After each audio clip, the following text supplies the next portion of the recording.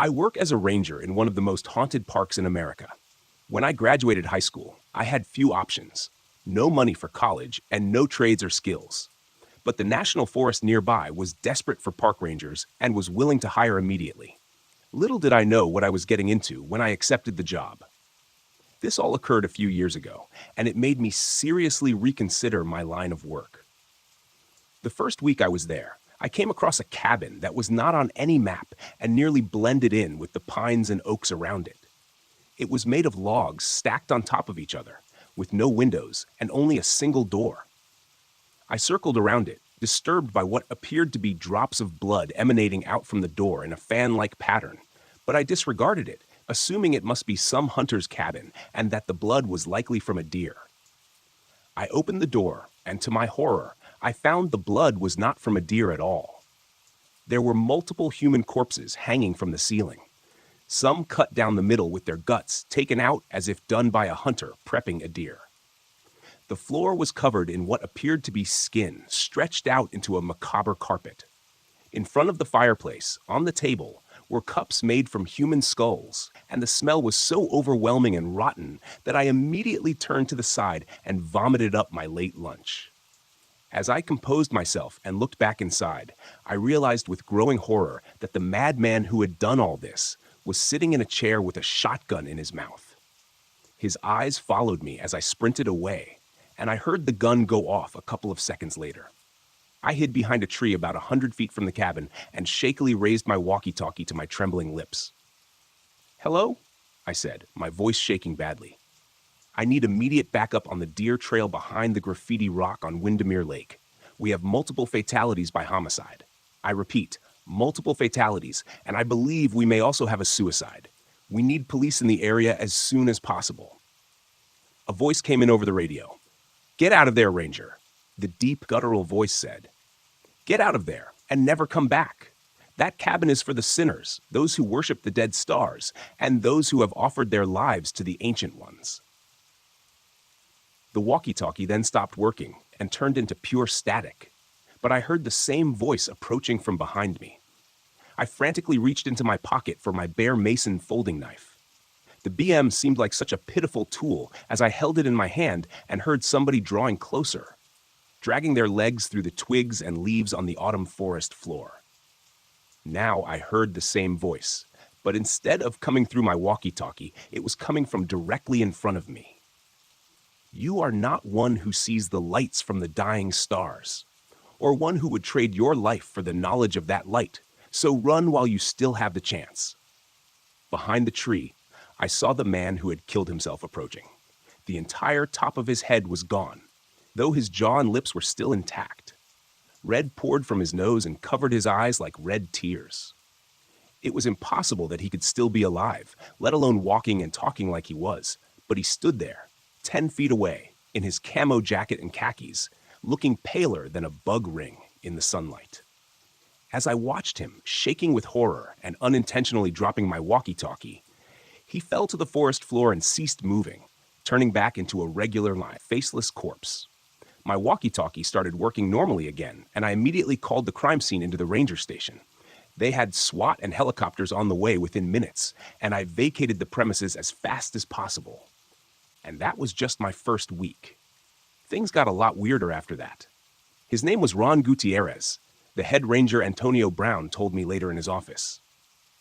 A multiple felon, convicted offender, he had disappeared from parole a couple of months ago.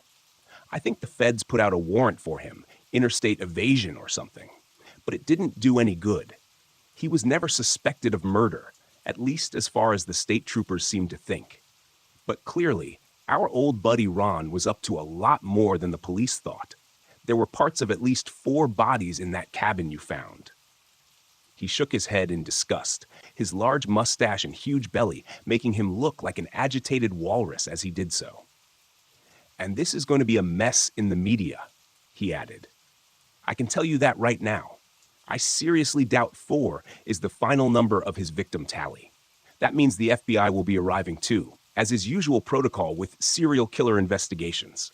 They're going to want to see if there were more victims from other states." "I just want to go home," I said. And it was true. I hadn't slept the night before, and I kept seeing the dead man's face hovering before me in the dark. I wondered about that voice, that horrible voice. Was it a delusion or stress? It had to be. "Listen, Cal," the head ranger said, putting his hand on my shoulder. "I feel for you. I mean, I really do. But we're understaffed, as you know. I can give you the rest of the day off, but I'll need you back tomorrow. Don't let stuff like this ride with you. Just forget it. Go have a beer or shoot some guns or whatever you do to blow off steam. But don't let that madman ruin your life too. He already ruined enough others." "You're right," I said, forming a feeble smile. My stomach hurt, and my heart was racing. I just wanted to go home and lie down. I had no idea at the time, but things were about to get much, much worse. I went home, turned off the lights, and lay down in the dark. The sun was still out, but I had the thick curtains closed. My wife came home from work a couple of hours later and found me staring at the ceiling. "Are you okay?" she asked. I nodded.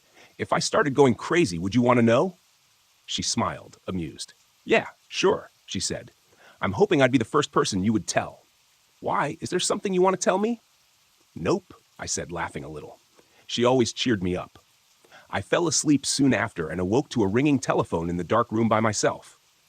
"Hello," I said, rising. "Cal, this is Antonio," he said. "The police are on their way now. Listen, I'm here with the FBI, and they found evidence. Well, they think our good old buddy Ron had an accomplice, maybe more than one. I don't know. Are you okay?" "Hold on," I said, dropping the phone quickly. I got to my feet, a surge of adrenaline waking me fully as his words sank into my consciousness. "Stacy?" I cried, moving from room to room. I got no reply. "Are you here? Please answer me now." The house stayed as silent as a corpse. As I got downstairs, I found the front door wide open, the light from the street lamps flooding inside, but my wife was nowhere to be found. She was gone. I ran out the door as sirens and flashing lights covered the streets.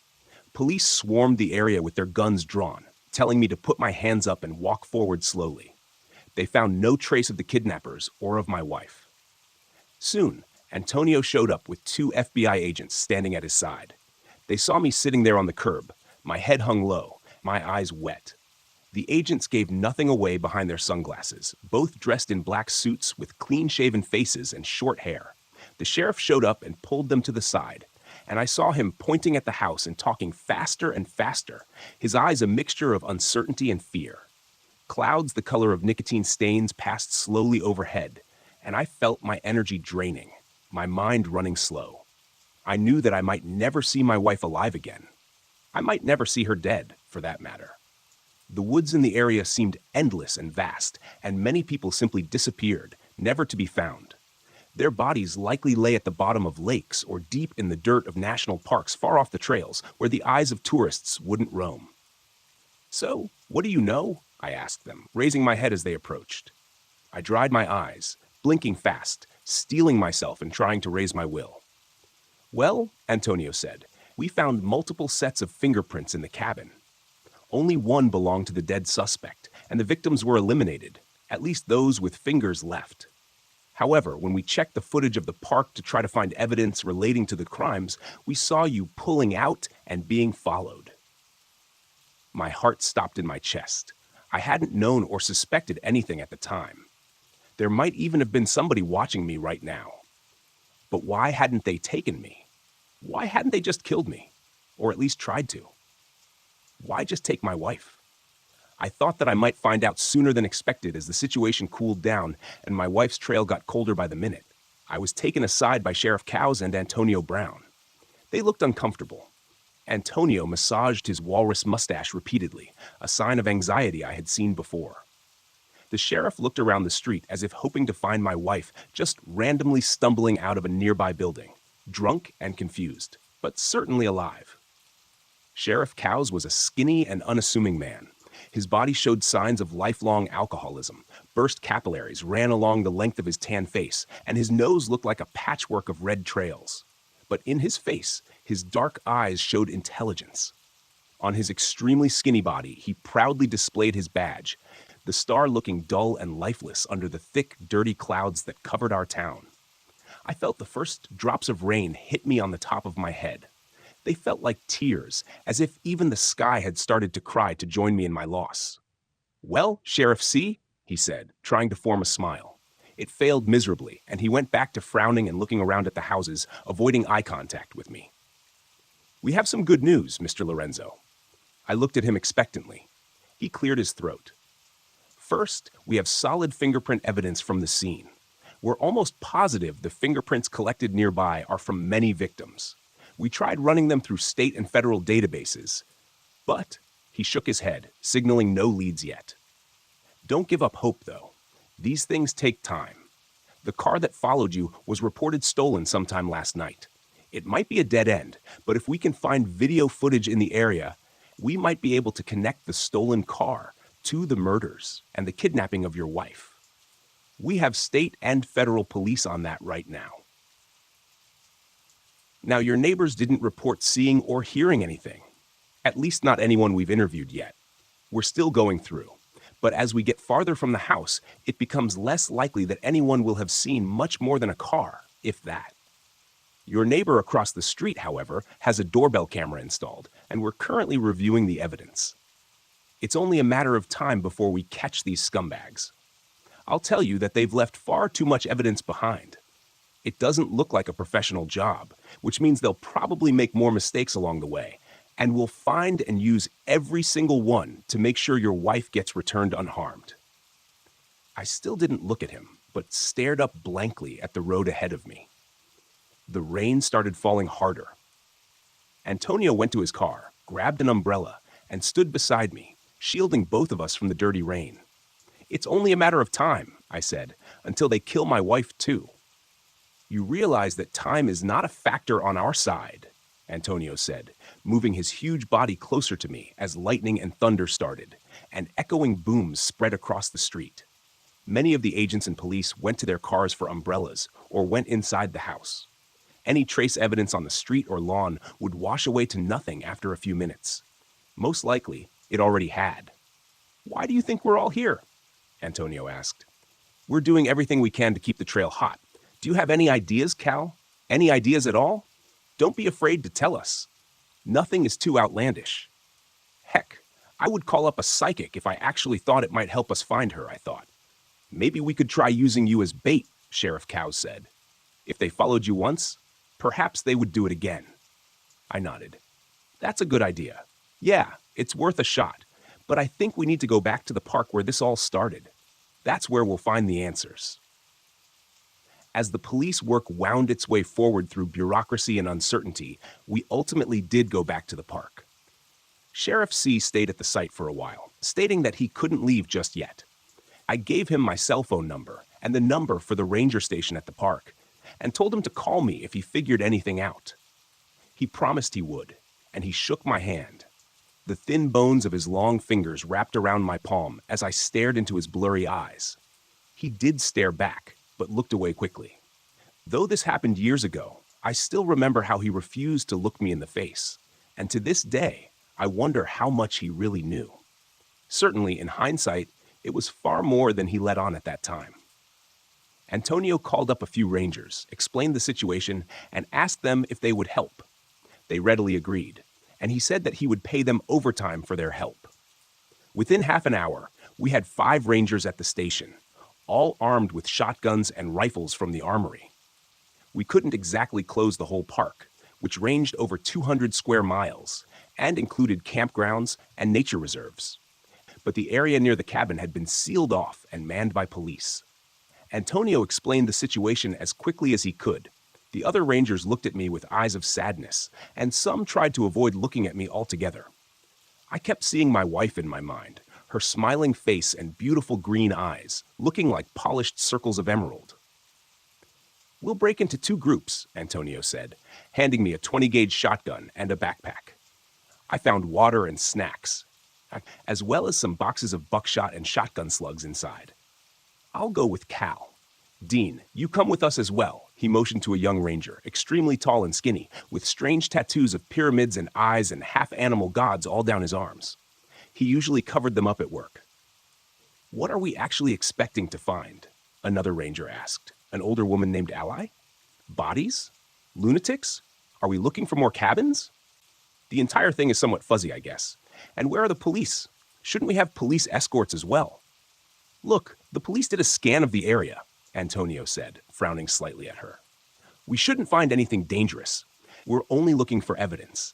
Anything dropped, any disturbed trails in the vicinity of the cabin that the police may have missed. Drops of blood, dead animals. I don't really know what we'll find, if anything. I doubt that it'll be dangerous, though.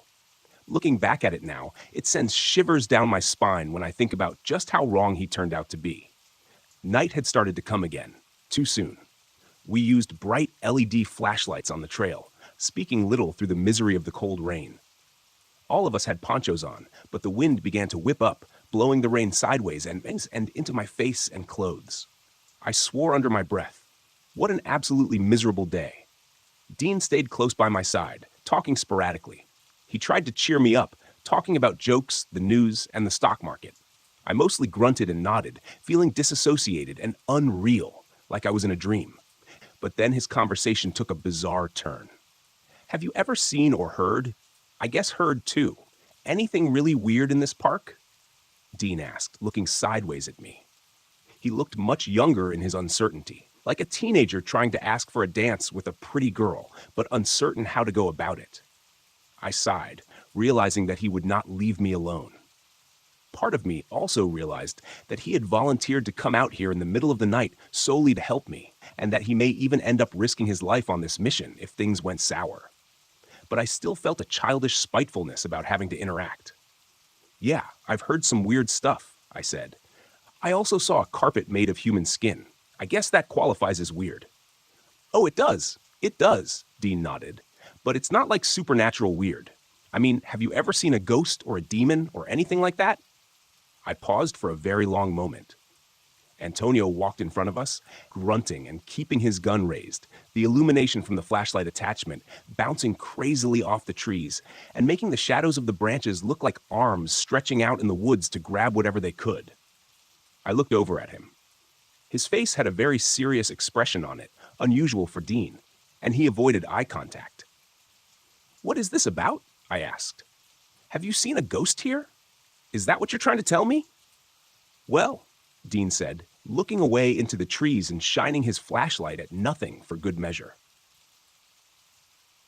I'm not sure. I definitely saw something strange during the night shift one time. I thought at the time that maybe it was like, I don't know, a homeless guy on meth who was just really weird and crazy looking.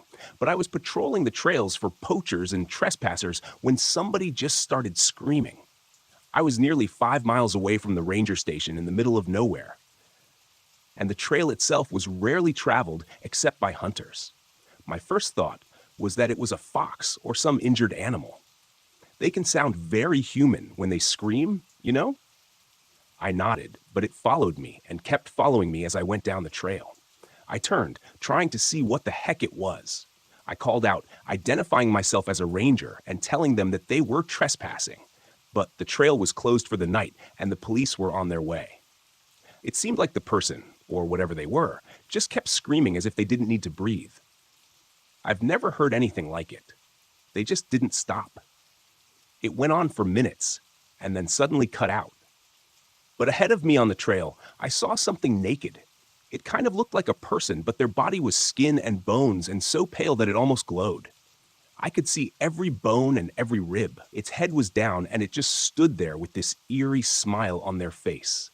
No hair anywhere, no eyebrows, no pubic hair, no chest hair, not even hair on their head. Now, I guess they could just shave really well every day. But your eyebrows, I don't know. People are strange, I guess. And then it raised its head, and I saw the eyes were missing, just cut out of its face. Black sockets seemed to stare at me as if they could still see me. I don't see how, but blood trickled from the empty sockets, and its smile widened. "Oh, Dean," it said to me, "your mother says the water's fine. Come on in, Dean. She's waiting for you." My mother died by drowning in Lake Winaki when I was 10. Nobody really knows about it because they don't talk about it. She hit her head on the side of the boat and fell out. My dad had been doing donuts in the middle of the lake trying to make me laugh, and my mom just lost her balance or something. By the time they dragged her body out, she didn't look like my mom anymore. Blue lips and swollen skin, the fish that started to nip at her and tear her apart. Now, how could this random guy in the middle of the woods with no eyes have known and be waiting for me? And after he said it, he ran towards me. I immediately reached for my bear mace and then realized that it might not work so well on somebody without eyes. Though I guess if I got it in his mouth and nose, he would still drop. But I turned around, and after a few seconds I looked back and he was gone. Dean shuddered. That was one of the worst experiences of my life. I checked my back every couple of seconds on the way to the station, and I called on the walkie-talkie for help, but I just got static and screams back. And I swear that I was totally sober when it happened. I wasn't dreaming or anything, and I hadn't even had a beer in over a week. It really happened, Cal. There's something in these woods. Something strange and inhuman. I nodded, about to respond, when we heard the first skittering of footsteps from behind us. I stopped, motioning to Dean. He whispered something to Antonio, and I saw Antonio's sweaty face glancing back and forth, looking down the trail with wide eyes. And then I heard it again, the snapping of a twig and the slight rustling of brush. "Identify yourselves!" I yelled. "We're park rangers, and this is a police investigation. You're currently trespassing in a restricted area. This area is closed until the state agency clears it for reopening. If you identify yourselves and leave the area immediately, you won't be in any trouble." I waited, and nothing happened at first. And then a soft, low chuckling started from the darkness. My shotgun had a flashlight attachment, and I shone the bright LED light in the direction of the laughter. From behind the bushes, I saw the flash of an inhuman hand. The fingers looked crooked and far too long, the skin blackened and covered with weeping sores. Then it withdrew into the brush, and more laughter started from all sides of the trail. "You are not home, Rangers," a mocking voice said. "This is our home now. You're trespassing on holy ground. The penalty for that is death." Antonio raised his rifle, screaming at the voice. "Come on and try it," he yelled, his face flushed and his large body quivering with rage and fear. "You maniacs are due for a lesson in what happens to people who mess with Rangers." The laughter grew louder and more intense, and figures started to come out of the shadows and bushes, stepping out from behind trees and appearing from the huge rocks standing all over the park. They had the same blackened skin and thin, long limbs. They looked like demons who had just stepped out of down below. And perhaps they were. Without hesitation, I opened fire, and they ran forward, hissing and shrieking, their naked, sickly bodies and fire-blackened skin approaching closer with every moment. I saw the chest explode on the nearest figure, a tall, emaciated creature with bloody red eyes. The film of blood seemed about to overflow and fall down his face as tears, but never did. The eyes of the others looked the same, and in the beams of the overly bright LED flashlights, they almost seemed to glow and shimmer. I could see the vague silhouette of pupils beneath the blood. Though this happened years ago, I still remember the way they looked, the superhuman speed of these abominations, the flakes that fell off their crisp, destroyed skin in the pale moonlight, and the much brighter lights of our flashlight beams. Their scorched bodies moved in a blur, surrounding and rushing us. The gunshots broke the stillness of the woods, and everybody seemed to devolve into chaos within seconds. In the moment, I felt a wave of calmness come over me. I could see us being surrounded, see the rounds taking down the first line of creatures. But I felt at peace. Everything seemed to move in slow motion. I aimed the shotgun again and again at center mass, blowing apart their chests and stomachs with the shotgun slugs. And none of them rose. Blue blood spurted from their wounds. It had the hue of a dark Arctic ocean, frozen and endless. The dark blue fluid soaked into their burnt skin as they lay on the ground, gasping and dying, clenching and unclenching their twisted fingers with endless gurgling screams. But we were 5 against many, hopelessly outnumbered. Whatever these things were, they seemed to have no fear. They kept coming, running at us and dying to reload with practiced ease. My fingers yanked 2 slugs from my bulging pockets, slamming them into the shotgun. Most of the other rangers had also run out of ammo. I saw a couple dozen blackened bodies lying across the trail in the forest, some of them dead, others dying or seizing, kicking their strangely long and crooked feet again and again, like a child throwing a tantrum. Soon they started to reach us, and I saw them grab Antonio, heaving his massive body across the tree and throwing him to the ground. Others saw the opportunity and leapt toward them, their fangs gleaming in the artificial light. They began to bite at his face and neck. "Get away from him!" I screamed, slamming the last slug into the gun and running forward. I began firing, but in my excitement, the first shot went high and blew apart a tree, sending chunks of bark and splinters in every direction. The next one hit the creature that bent over Antonio's neck, entering the back of its head and continuing down toward the forest floor. The shot missed Antonio himself by only a foot or so, but it had to be done. I had no better angle to fire from at the time. The creature fell over Antonio, but another one bent over his chest, and I saw with horror that it had bitten a chunk from his shoulder and now sucked out the spurting blood, sighing in pleasure and grinning. It looked up at me for a moment, blood staining its teeth red, its liquid eyes emanating hatred and hunger toward me. I shot it in the neck, and the blue blood of its body mixed with the red of its feast, giving a technicolor hue to the light fluids that leaked out of its broken and dying body. I kicked the creatures off of Antonio. They felt surprisingly light, like lifting the body of a child. They were taller than any man in our group. Their emaciated bodies didn't seem to have an ounce of fat, as if they had been starved for weeks and then released to feed on whatever they found. The last ranger in our group, a new and very young-looking man by the name of Roger, ran past, shooting at something in the forest, hollering and laughing. I registered it for a moment, and then a scream took me back to the present. Dean shrieked at me. "Behind you!" I spun, finding 3 more of the creatures standing there, saliva foaming from their mouths. Their sharp teeth gnashed at the air, tasting the meat that stood in front of them before it had even entered their mouths. They rushed at me at once. I fired 3 times at 2 of them, but the third shot went high, and the creature was on me, knocking me to the ground. I knew that I had no more shells in my shotgun by this point, having fired all 6 rounds. I held on to the shotgun and tried to use it as a weapon. Turning it sideways, I used it like a club, forcing it against the creature's thin, long neck. Its head came down toward my face, snapping and breathing rotten fumes into my mouth.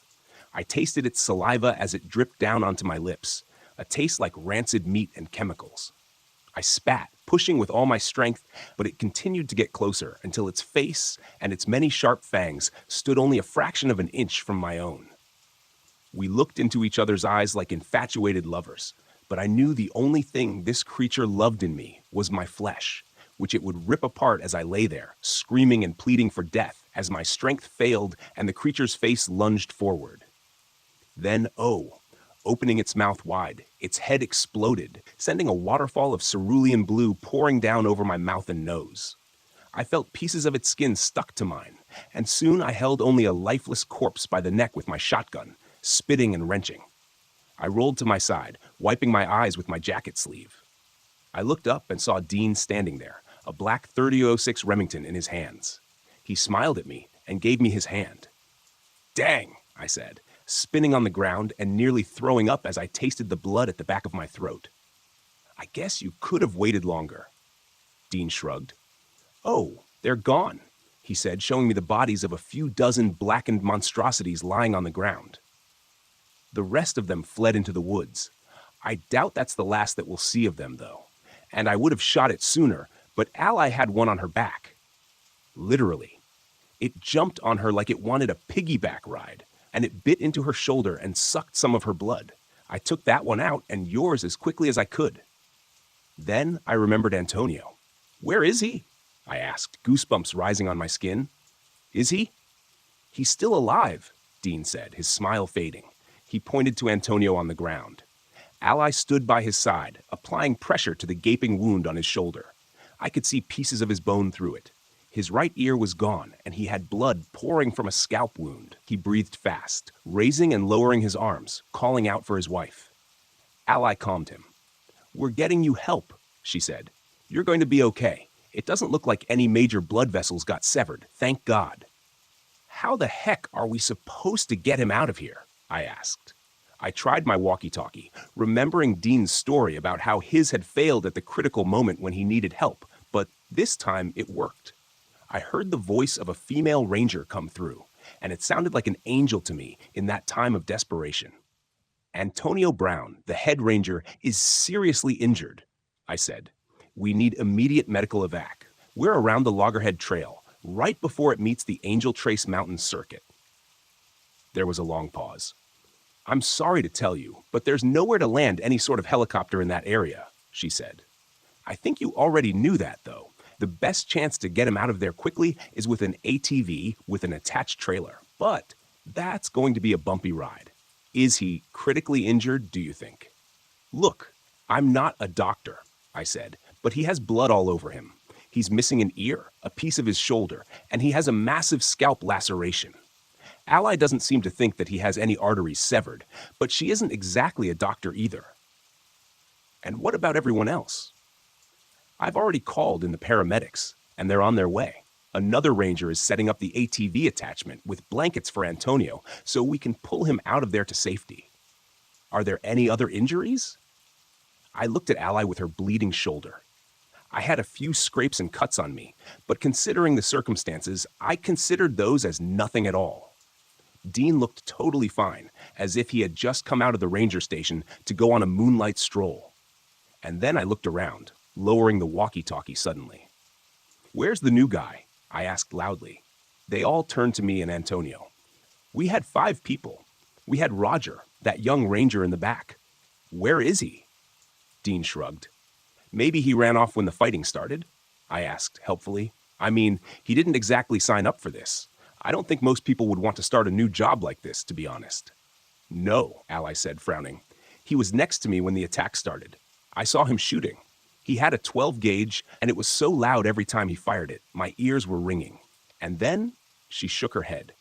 By the time that thing jumped on me, he wasn't there. Maybe he got dragged away. God, I hope not, I said. I hope he just ran back to the station. Calvin, the ranger, came the voice from the other end of the walkie-talkie. Did we lose you? I raised it to my lips hesitantly. I'm not sure how to say this, but I think Roger may be gone. I don't even know if he's still alive. You should call the police and get some search helicopters going. I didn't add, however, that the chances of any helicopter finding him alive or dead were slim. If those creatures had dragged him off, we might find bones stripped of flesh, or, more likely, nothing at all. That was unreal, I said once we were back at the station. A Lifestar helicopter had taken Antonio and Ally to the hospital to be stitched up and given shots for any infections. I didn't really know Roger, as he was always quiet and had just started a couple of weeks ago, but I felt a sense of guilt for him as well. Dean came toward me, putting his hand on my shoulder. We can't give up, he said. Your wife may still be alive. I nodded, staring off through the window at the dark forest outside. I'm going back, I said. Tonight. I don't have any time to waste. I'll take a different trail, and if my wife is alive, then the way to find her is out there. I know it. I think it's at that cabin. Aren't there police guarding the cabin? He asked, and I nodded. So they say, I said bitterly. I'm going. I'll come with you, he said, looking determinedly at me. Why in the world would you want to come with me? I asked. You realize I'll probably die, right? He shrugged. I'm not so sure of that, but maybe we could all die tonight. I guess I'm still coming, though. And let's bring more guns this time. I nodded, smiling slightly. We went to the armory, and I still had my 20-gauge shotgun in my backpack with the slugs and shells inside.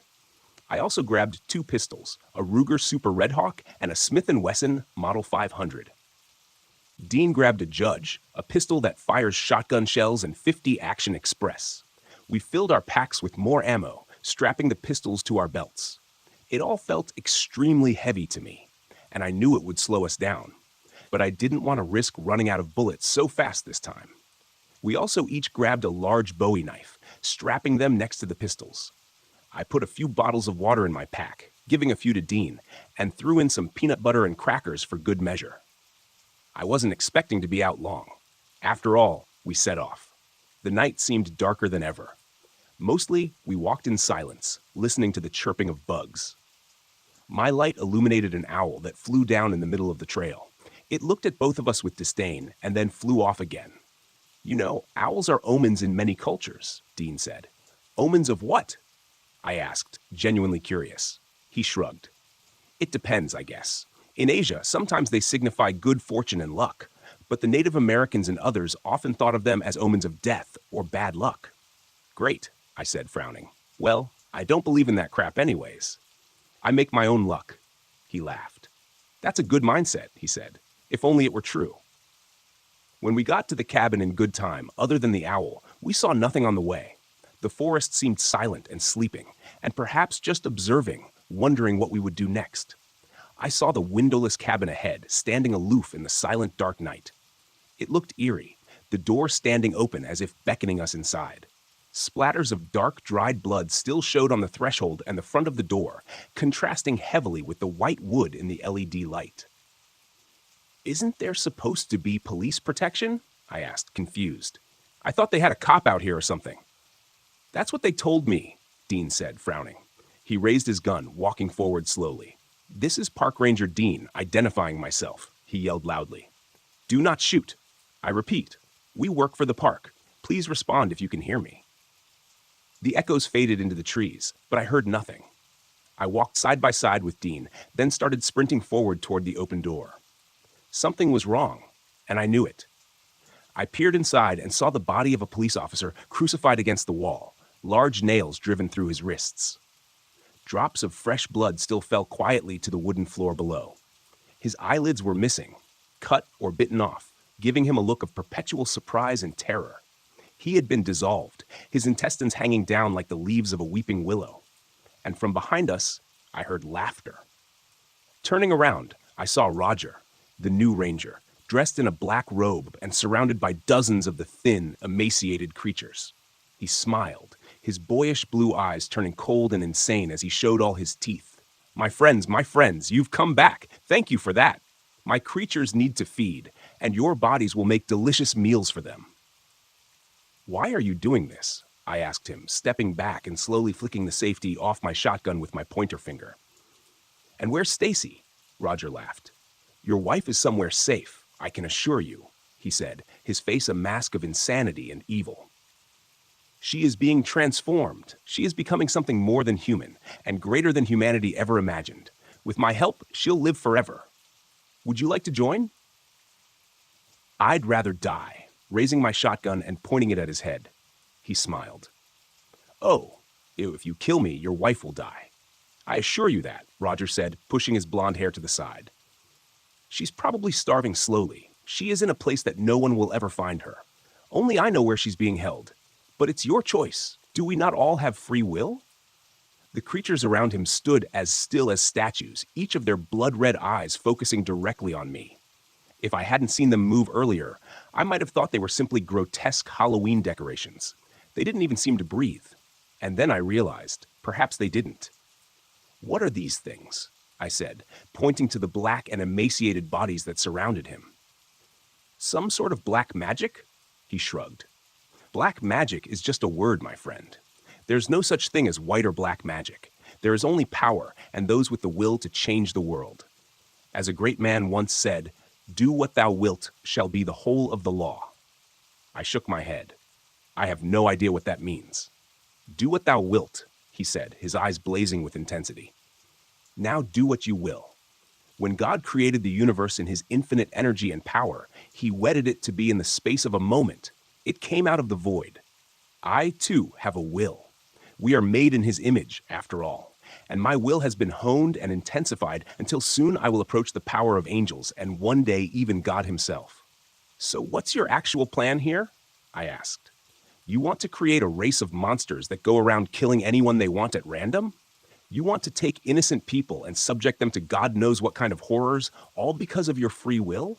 Yes, exactly, he said, his voice rising in excitement, a fanatical gleam shining in his eyes. And I make myself the ruler of all, starting with his infantile state and moving on to the country and eventually the world. Can you imagine what we could accomplish without nationalism separating people into competing groups? Without countries constantly fighting over resources? What if we had a leader with a true vision, one who could unify everyone and help push humanity towards the next stage of its evolution, perhaps even towards colonizing the rest of the galaxy? But it all starts here, with you and me. So I'll ask you, Would you join me? I looked over at Dean, who stood close to me, looking pale and terrified. His eyes flicked from Roger to me, as if he were watching a sports game rather than an insane spectacle of death and black magic.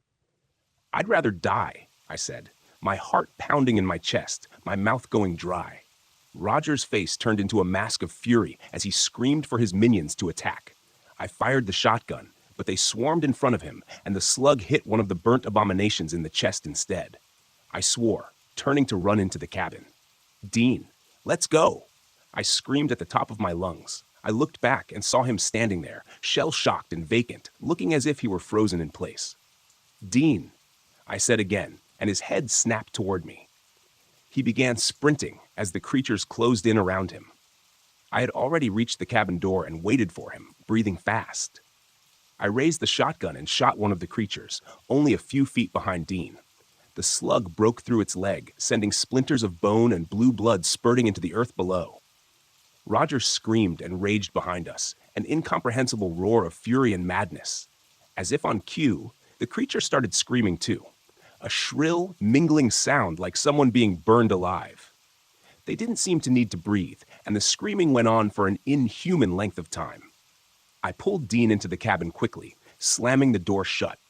A blood-stained padlock hung from a nail on the left side of the door. Looking quickly down, I saw a metal ring connecting the door to the wall. I pushed all my body weight against the door and took the open padlock in my hands, feeling the cold metal in the sticky, congealed blood. A sense of revulsion and horror overtook me, but I brushed it aside with fumbling fingers. I slipped the padlock shackle through the door's ring, but at that moment, a creature smashed into the other side, sending me sprawling to the ground. My shotgun went flying, sliding across the rough planks of the blood-stained floor and stomping beneath the crucified body of the cop. His intestines swayed back and forth from the force of the gunfire.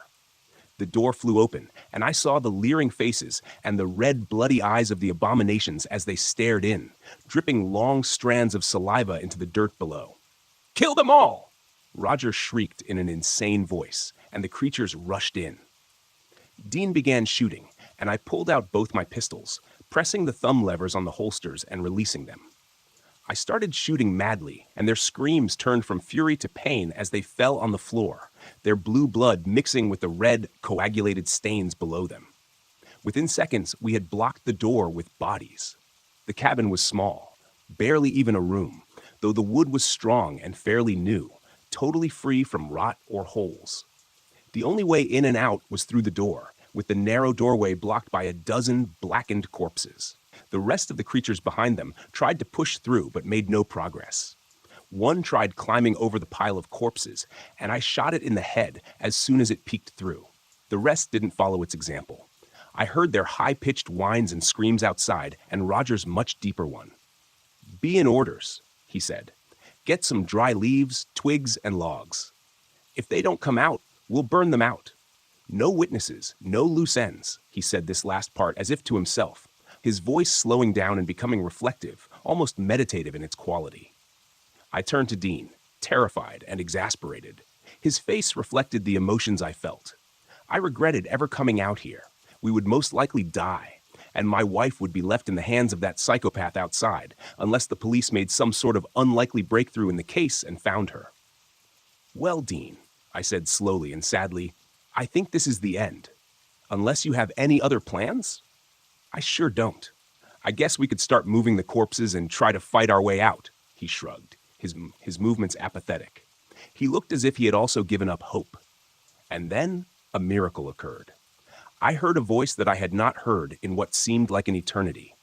It was the voice that I had heard through my walkie-talkies, the ones talking about dead stars. What had he said to me? As if in a flash, my subconscious repeated the strange words that I had heard. I remembered as if I were there, as if I had gone back in time and stood in the woods, calling for help with a corpse walking up behind me. "Get out of there and never come back. That cabin is for the sinners, those who worship the dead stars, those who have offered their lives to the Ancient Ones." The Ancient Ones. Yes, that is what he or it had said. That stuck with me for some reason. I thought of Roger and his bizarre ideas on will. It reminded me of Hitler, honestly. Hadn't they made a movie about him? called The Triumph of the Will? Roger clearly had an obsession with the power of the will. In fact, I thought perhaps his obsession had come from black magic, but I couldn't be sure. These thoughts all flashed through my head in a fraction of a second, and I thought for a moment that I understood something ineffable, some way out of this madness. But then it was gone, and I was just a scared man, sitting in a blood-soaked cabin, listening to an otherworldly voice. "You and your cult have trespassed on holy ground," the voice said, booming and godlike. It seemed to come from everywhere at once, from all around me, and even inside the cabin itself.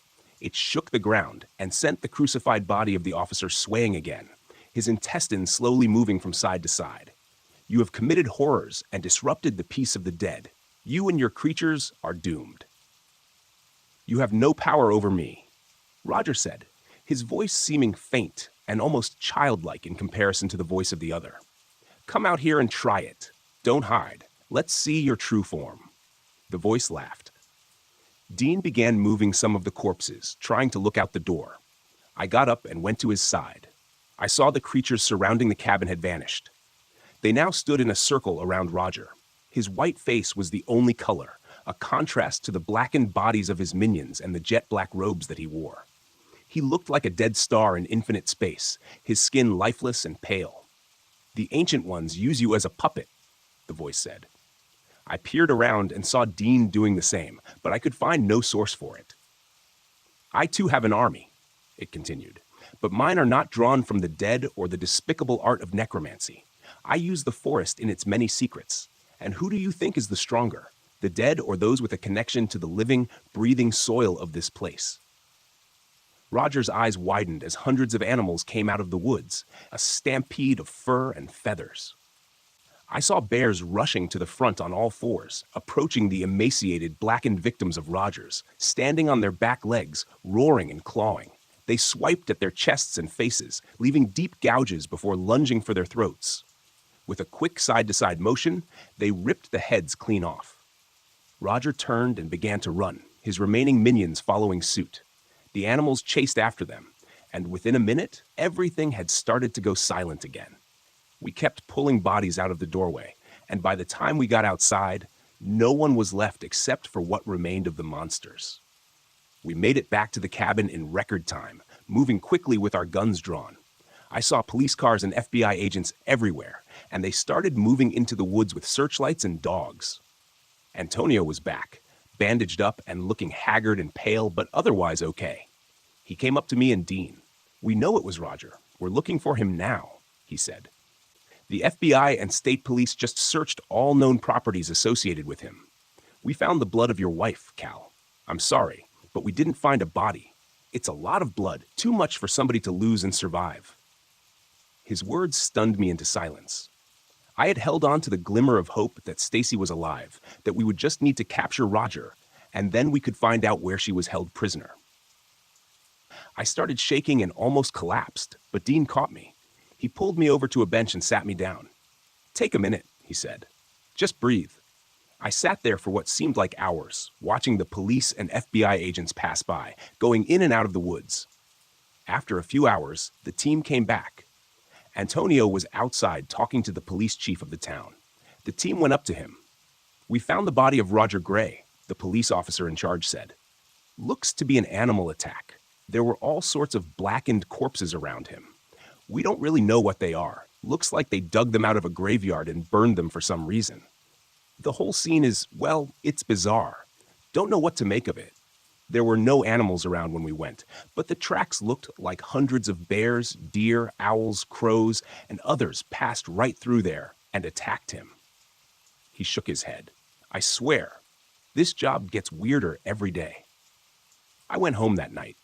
Everywhere that I looked, I saw traces of Stacy, in the bed sheets that she had chosen, the pictures she hung on the wall, even the dishes that she had washed a couple of days ago. It all seemed like years ago now. Little did I know, but I would see her again. My insomnia got worse after that night with Roger and the strange voice in the woods. I had always had trouble sleeping, but now I didn't sleep at all. I would sit up night after night, drinking scotch and watching the 24-hour news channel, or just staring out the window. And then, after a week, I saw something strange. It was Stacy, my wife. I would have recognized her anywhere, but at the same time, it wasn't her. She had the same eyes, yes, and the same hair, even the same clothes as when I had last seen her. But now, she was covered in blood and dragged one leg behind her, weeping and gnashing her teeth. I saw her lunge down and grab a raccoon from next to the garbage, biting its neck as it squealed and thrashed in her arms. After a few seconds, its thrashing died down, and then it stopped. She sucked the blood into her open mouth, her eyes shutting in pleasure. Then she dropped it and turned to me and smiled. I couldn't believe my eyes. I ran outside, but by the time I got there, she was gone. Only a dead raccoon with its neck broken remained at my feet. I took a leave of absence from work and began to search the woods. It was the only place I could think of, the forest where all the strangeness had begun. My intuition guided me, and my heart told me that if I was going to find Stacy, or what was left of her, it would be in that forest. I would return home every night, disconsolate and brokenhearted. After a month of this, I returned home and turned on the news, pouring myself a shot of whiskey and sitting back in my recliner. The corpses were found in a campsite next to Windeer Lake within the Temple National Park, the broadcaster said. As I sat straight up in my chair, that was where I worked. I knew exactly where Windeer Lake was. Hadn't I hiked there every day? The lake itself was only 3 miles from the cabin where this had all started. That cabin of horror. They apparently had their throats cut and the blood drained from their bodies.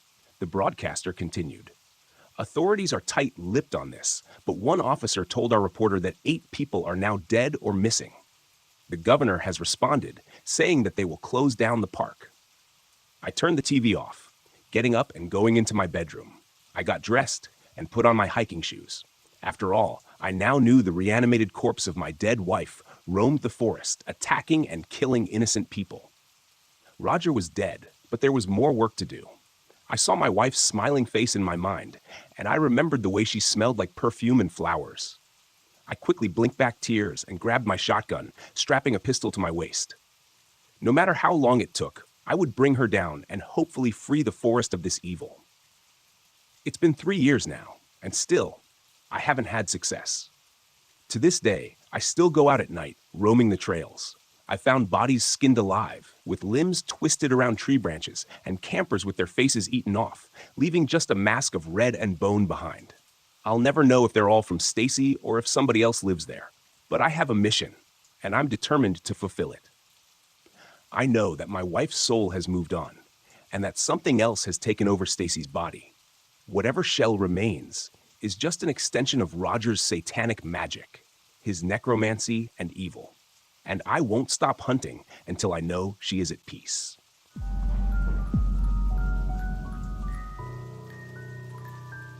I never liked the idea of working the night shift. The forest feels different when the sun goes down, darker, heavier, like it's hiding something. But I didn't have a choice tonight. Too many of the other guys quit the night shift recently, and they were short-staffed. So here I am, driving through the winding dirt roads, heading to my post at the fire tower. Normally I work during the day, when the trees look green and peaceful. At night, though, they look like tall, twisted shadows. I packed extra coffee to keep me awake and alert. It wasn't going to be easy. The fire tower is deep in the woods, far from the main road and near this big, foggy lake. Even during the day, that lake gives me the creeps. The mist just hangs over it like something's waiting underneath, ready to crawl out when no one's looking. I try not to think about that as I park the truck and grab my gear. It's just one night, I tell myself.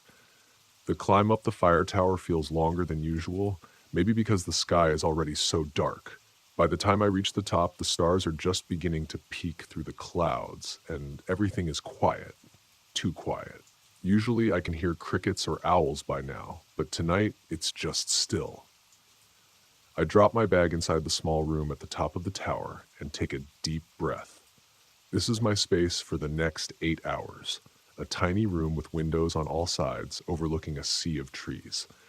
I've always loved this view during the day. You can see for miles, but at night it's like looking into an endless black ocean with no shore in sight. I do my routine check first, scanning the area with my binoculars. It's my job to keep an eye out for any signs of fire or danger. Usually, I don't see much at night, just the faint outline of trees and maybe the distant shimmer of the lake. But tonight, something feels different. I can't shake this uneasy feeling. Just as I'm about to sit down with my coffee, I catch a glimpse of something on the ridge. At first, I think I'm seeing things, but when I focus the binoculars, I know it's real. There, on the far edge of the ridge, is a figure. A small one, like a kid. They're wearing what looks like a ghost costume. You know, the kind with the white sheet and the dark holes for eyes. But it's June. Who wears a costume in June? A chill runs down my spine. I blink, thinking maybe it's just my eyes playing tricks. But the figure is still there. Standing, perfectly still, staring. Or at least it feels like it's staring right at me. I grab the radio. Dan, you there? I ask, my voice shaking a little. Dan is the only other person out here tonight at a nearby station. He answers, laughing. What's up? You sound spooked. I see something weird on the ridge, like a kid in a costume. Dan chuckles. You're seeing ghosts, man. I'll check it out. I keep my eyes glued to the ridge as Dan's flashlight flickers in the distance, getting closer to where I saw the figure. I wait, my heart pounding. I sit in my chair, gripping the radio tightly, my eyes never leaving the ridge. The flashlight beam from Dan's lantern bounces as he walks closer to the spot where I saw the kid. My heart races, my stomach twists. This doesn't feel right. It's too quiet out here. No wind, no crickets, not even the usual rustling of the trees, just this thick, unsettling silence hanging over everything. I keep replaying what I saw in my head. It wasn't just the figure that was strange, it was how still it was, too still. And the way the ghostly sheet hung over the small body gave it a creepy, unnatural look. I watch as Dan's flashlight gets closer and closer and closer to the any second now, he'll reach it. And then we'll figure out what's going on. Maybe it's just some prank, some kid sneaking out for a scare. Yeah, that has to be it. Kids do dumb stuff all the time. Dan, getting close, I ask, my voice breaking the heavy silence. I try to sound calm, but I can't hide the nerves creeping in. Almost there, he answers through the radio. His voice sounds normal, like this is no big deal. Maybe I'm overreacting. Maybe it really is nothing. Then suddenly, Dan's flashlight flickers. It sputters once, twice, and then it dies completely. The light goes out and Dan disappears into the darkness. I lean forward, pressing the radio to my mouth. Dan? Dan, you there? My voice comes out shakier than I wanted it to. No answer. Dan! I shout into the radio, the tension building in my chest. I scan the ridge, but now it's just black. No light, no movement, nothing. My hand tightens around the binoculars as I sweep them over the spot where I last saw him. The eerie stillness is suffocating. The wind should be blowing by now. The trees should be swaying, but everything feels frozen in place. Then, just when I think it can't get any worse, the forest itself seems to react. The quiet becomes louder, if that even makes sense.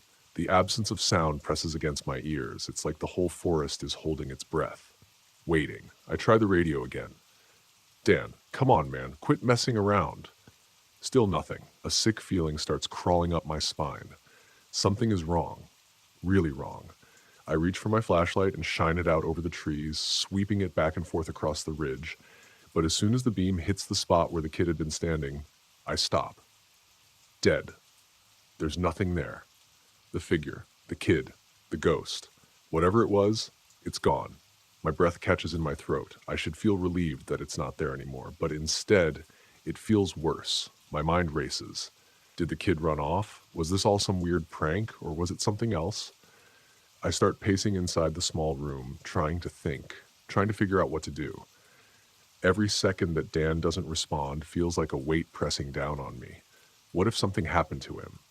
What if... Suddenly, a new thought hits me, sending a wave of cold fear through my body. What if that figure I saw wasn't a kid at all? What if it was something else entirely? I grab the radio one last time, my voice shaking. Dan, please answer. This isn't funny anymore. But all I hear is the static of dead air. I stand frozen in the tower, staring out into the pitch-black forest. The radio is still in my hand, but I've stopped trying to call Dan. There's only silence on the other end, like the whole world has gone quiet just to mess with me. My heart pounds so hard I can feel it in my throat. I shine my flashlight down toward the forest below, hoping, praying to catch some sign of Dan. Anything. His flashlight flickering back on, his voice calling out to me. But nothing. The beam of light just cuts through the thick darkness, barely making a dent in the inky black. Then, out of the corner of my eye, I see movement. At first, I think I'm imagining it. I sweep the flashlight back and forth across the base of the tower, searching for what I saw. That's when I spot it. Something, or someone, is moving through the trees. It's slow at first, a shadow gliding between the trunks. I narrow my eyes and aim the light directly at it. My hands start to tremble. A figure steps into view, and my stomach drops. It's not Dan. It's not even close to Dan. It's a woman. At least, I think it's a woman. Her body is all wrong, tall and thin, so thin that her skin looks like it's stretched over her bones, and she's soaking wet. Her eyes glow yellow, and her clothes cling to her in a way that makes my skin crawl. Her skin looks decayed, like she's been dead for days. But it's her eyes that make my blood run cold. They're wide, too wide, and pure yellow. No pupils, just this blank, terrifying stare. Her mouth hangs open in an unnatural way, like she's about to scream, but no sound comes out. For a second, I can't move. I'm locked in place, staring down at her, trying to make sense of what I'm seeing. This can't be real. It just can't. But then, she starts moving. Fast. Too fast. She's at the base of the tower now, looking up at me with that awful blank stare. And then, without warning, she starts to climb. I snap out of my daze, my heart hammering in my chest. She's coming up the stairs. Too fast. Way too fast for something that should even be alive. I slam the door to the cabin shut and lock it, my hands shaking so badly I can barely turn the latch. Footsteps echo up the stairs, heavy and fast, like she's sprinting. My brain races, trying to figure out what to do. There's no way out. I'm trapped up here. I grab a knife from the kitchen drawer, gripping it so tightly my knuckles turn white.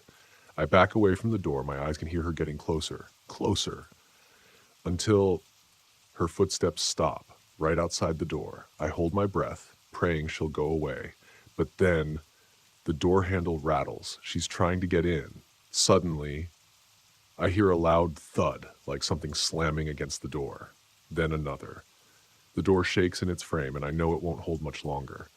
My heart races, my whole body trembling as I back into the corner of the cabin, clutching the knife like it's my only lifeline. Then I hear it, a faint, wet dripping sound. Behind me. I turn slowly, my flashlight beam shaking as it moves across the room. The supply cabinet. The door is wide open, and standing in front of it, grinning through the same dark-eyed sheet I saw earlier, is the child. I can't breathe. My heart feels like it's going to explode out of my chest as I stare at the child standing by the open supply cabinet. The same small figure I saw on the ridge, still draped in that ghostly white sheet with the dark holes for eyes. Except now, it's standing inside my tower. My hands shake as I grip the knife tighter, trying to make sense of what I'm seeing. This can't be happening. How did they get inside? How did they climb the tower so fast? The woman, she's still outside, isn't she? The child tilts its head like it's amused by my fear, and then it starts to laugh. The sound isn't right. It's high-pitched and hollow, echoing off the walls of the tiny room, making the hairs on the back of my neck stand up. I take a step back, my legs shaking so badly I nearly fall over. Before I can think, I lunge forward and grab the sheet, yanking it off in one quick motion. The breath catches in my throat. Standing beneath the sheet is Dan's son, grinning up at me with wide eyes and holding a small walkie-talkie in his hand. What is this? I stammer, trying to make sense of it all. Dan's kid. This was all a joke? The boy's grin only widens. Gotcha, he says, his voice full of laughter. Dad said you'd be scared. For a split second, relief floods through me. My knees feel weak and I almost laugh myself. Of course, it was just a prank, a stupid, elaborate prank set up by Dan and his kid to mess with me. I should have known. But then, something in my gut twists. The woman at the base of the tower. She wasn't part of this. I glanced toward the door, my mind racing. Dan, I say into the radio, my voice shaky. You're telling me this whole thing was just a prank? The kid in the sheet? The whole setup? Dan's voice crackles back through the radio, still laughing. Yep, my son and I thought we'd give you a good scare. We even rigged the flashlight to die at just the right time. Pretty good, huh? I feel a surge of anger rise in my chest. Pretty good. You nearly gave me a heart attack. But I hesitate. My mouth goes dry. What about the woman? The line goes silent for a moment. What woman? Dan finally replies, his voice serious now. What are you talking about? I swallow hard. The woman, the one at the bottom of the tower, with yellow eyes, pale, climbing the stairs. That wasn't part of the joke? There's a pause, a long, terrible pause. When Dan speaks again, his voice is low and frightened. That wasn't us. A cold wave of terror washes over me. My pulse pounds in my ears as I turn back to the window. And that's when I see her. She's back, standing at the base of the tower, looking up at me with those wide, vacant eyes, and that same twisted, unnatural grin. Her dark hair clings to her face as blood drips from her clothes, pooling on the steps below. But this time, she doesn't start climbing. She just stands there, staring, waiting. My breath comes in ragged gasps, and I can't tear my eyes away from her. My hand grips the knife so tight it hurts. But I know it won't help. I hear Dan shouting through the radio, but I don't answer. I can't. I'm frozen. And then the woman takes one slow, deliberate step toward the tower. And I know, deep down, I won't survive the night.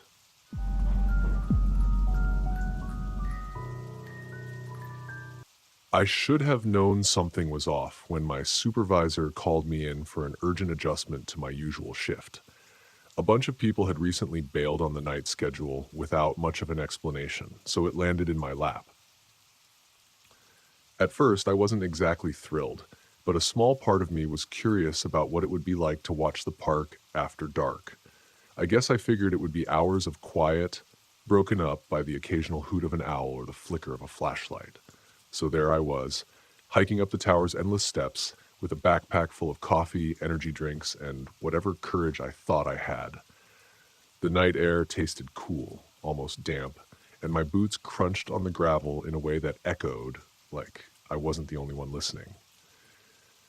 By the time I made it to the top, my legs felt like jelly, but I forced myself to shrug it off. The tower's narrow wooden platform led me into a cramped room with 3 walls of glass and a 4th wall hosting a door. There was a rickety bed, a tiny kitchen corner with a mini fridge and a microwave, plus a desk where the radio station sat, blinking. I gave the radio a test. Static popped and hissed, but Donnie's voice eventually came through, saying something about how I'd better make friends with my flashlight because the moon was barely out. That bit of chatter steadied my nerves a little. At least I wasn't alone in the world. I stepped onto the balcony to get a proper look at my surroundings. Trees stretched in nearly every direction, their tops swaying faintly in the breeze. Off to my right was the lagoon, which looked more like a giant puddle choked with algae, lily pads, and random debris. The water sat way too still for my comfort. Meanwhile, the usual nighttime orchestra kicked up. Frogs, crickets, leaves rustling. It was almost soothing. I leaned over the balcony rail, scanning the area with binoculars. At first I spotted nothing except a few moonlit clearings and shadows that I assumed were just logs or rocks. But near one of the ridges, I caught a glimpse of something pale, a shape that stood out against the dark. It looked suspiciously like a person. Maybe a kid wearing a blanket with 2 big circles where eyes might be, a ghost costume, in the middle of summer, on federal land, with no one else around. It threw me off so hard, I nearly dropped the binoculars. I blinked, steadying the lenses again. The little ghost figure was still staring straight at the tower. Part of me wanted to believe it was just some leftover prank, but my gut churned in protest. I pulled out my handheld radio and called Donnie. Hey man, you in earshot? I don't even know how to say this. There's a kid dressed like a ghost on the ridge right below the big dip in the tree line. Donnie sounded as confused as I was. A ghost? You serious? As a heart attack, I muttered. Could be some lost camper kid or maybe a runaway. Want to check it out before it becomes our problem? He sighed but agreed. Fine, I'll head that way. Keep your eyes on them and let me know if they move. I caught a flicker of Donnie's flashlight weaving through the dark beneath me. He wasn't fast, but at least he was going in the right direction. I stayed on the balcony, sweeping the binoculars around, glancing back at the ridge every few seconds. The figure didn't move at all, like it was a statue with a bedsheet draped over it. Then, just as Donnie's light got close, his flashlight went out. The beam vanished so abruptly that I thought maybe my eyes had tricked me. My radio let out a burst of static, and Donnie's voice cut off mid-sentence. In that exact same instant, the forest dropped every sound it had. Not one chirp, not one rustle. The hush felt alive, like I'd stepped into some bubble of silence. My pulse hammered in my ears, and I stumbled back into the tower, practically yanking the door off its hinges to close it. I tried calling Donnie again. Nothing but static. My flashlight spotlighted the corners of the tower's room, and everything looked normal, but my nerves were lit up. I decided to go back outside, maybe yell into the darkness a few times. That was when I noticed a shape below, next to the first flight of steps. It looked like a woman, but impossibly tall and unnaturally thin, with a soaked dress clinging to her body. Her hair dangled in wet clumps, and she seemed bent at odd angles, like someone had tried putting a puzzle together the wrong way. She wasn't just dripping, she looked swollen with water, her skin a sickly bluish color that glistened in the moonlight. She lifted her face, eyes cloudy like murky pond water. Her mouth stretched open, far too wide. A sound emerged, a high-pitched gurgling, way too loud to be human. My stomach flipped. Every cell in my body demanded I get the hell away from that door. I jumped back inside, locking the knob as fast as I could, though a flimsy piece of metal didn't feel like it could stop anything. The radio squawked uselessly from the desk, providing zero comfort. I stayed there, pressed against the wall, trying to catch my breath, shining my flashlight at the door, in case the woman decided to break it down. I could still sense her presence outside, but I had no idea if she'd left or if she was crawling her way up to the balcony. Then, the closet door creaked open. I nearly dropped my flashlight. Instinct forced me to raise the knife I'd grabbed earlier, my heart hammering like an engine in my chest. And out stepped a little ghost, the same ragged sheet I'd seen on the ridge. That was enough to make me want to scream, but then the figure lifted it off, revealing Marvin, Donnie's son, sporting a grin so wide you'd think he'd scored the prank of the century. I felt heat flush my face. Marvin, what the hell? Before the kid could answer, another voice crackled over the radio. There he is. How'd he do, Marv? He freak out? Recognizing Donnie's voice, I stomped across the room and grabbed the radio. You set me up? I yelled, so furious my voice went ragged. Hiding your kid in my tower, dressing him like some cheap little ghost? Donnie and his other son, Joey, started howling with laughter. Apparently, they'd been planning this for days, sneaking Marvin in here before my shift, making a show of him standing on the ridge, cutting the power to Donnie's flashlight at the perfect moment. I'm sure they expected me to lose it. Mission accomplished. Relax, Donnie cackled. It was just some harmless fun, man. Thought we'd welcome you to the graveyard shift in style. How's your blood pressure? I felt relief and anger crash together like thunderclouds in my gut. But then, what about that thing outside? I choked out. Silence. Then Donnie let out a short laugh, one that sounded less certain. Wait, slow down. You think I hired an extra for your personal horror movie? He chuckled. We only planned the ghost kid. That's it.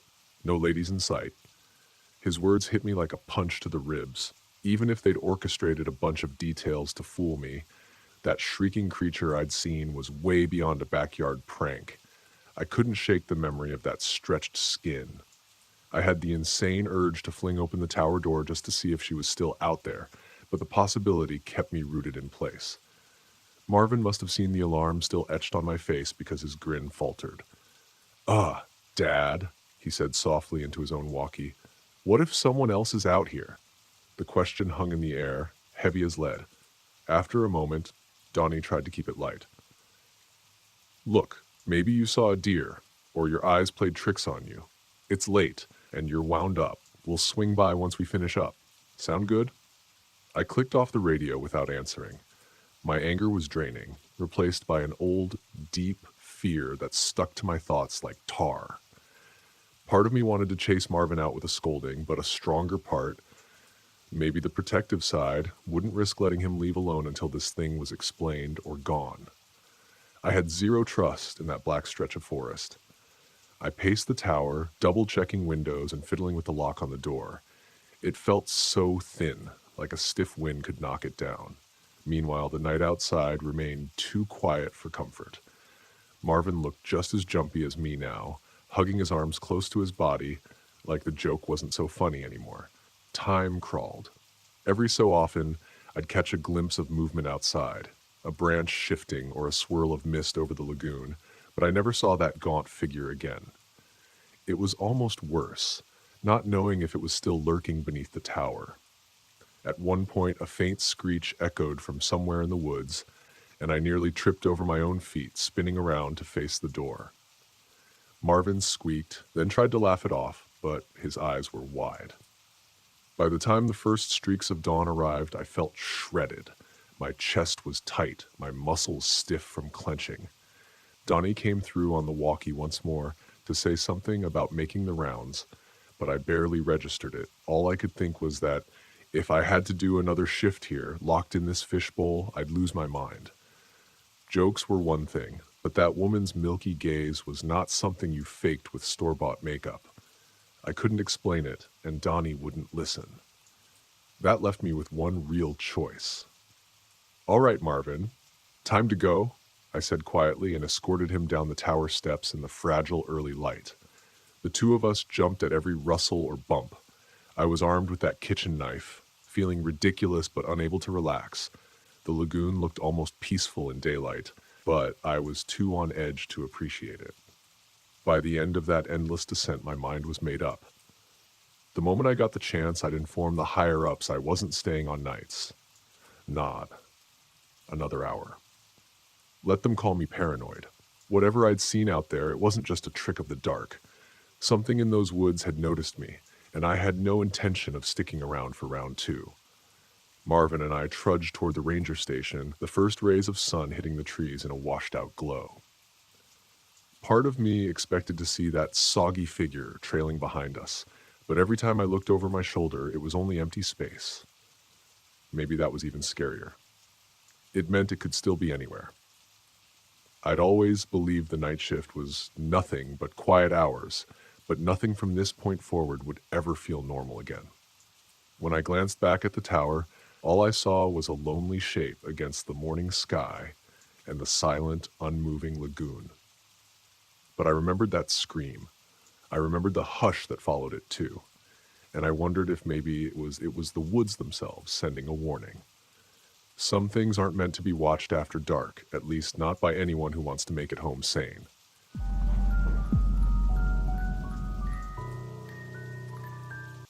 I had done this 100 times before.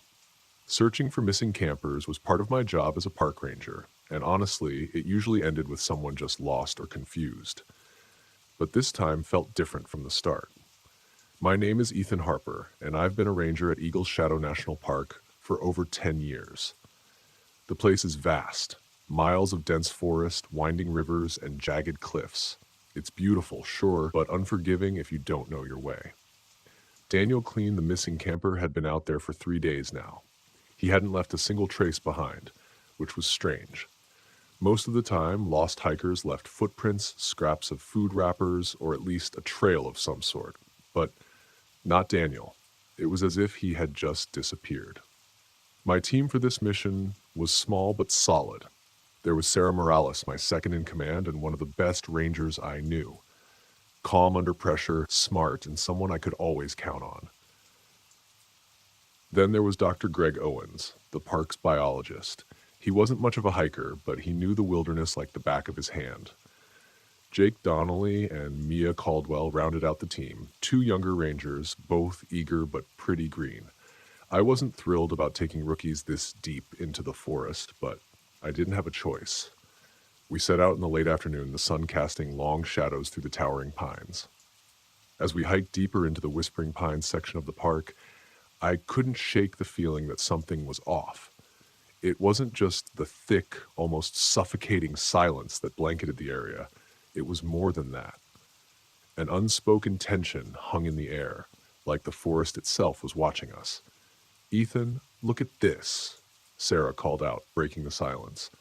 I turned to see her crouching over some animal tracks, but there was something wrong with them.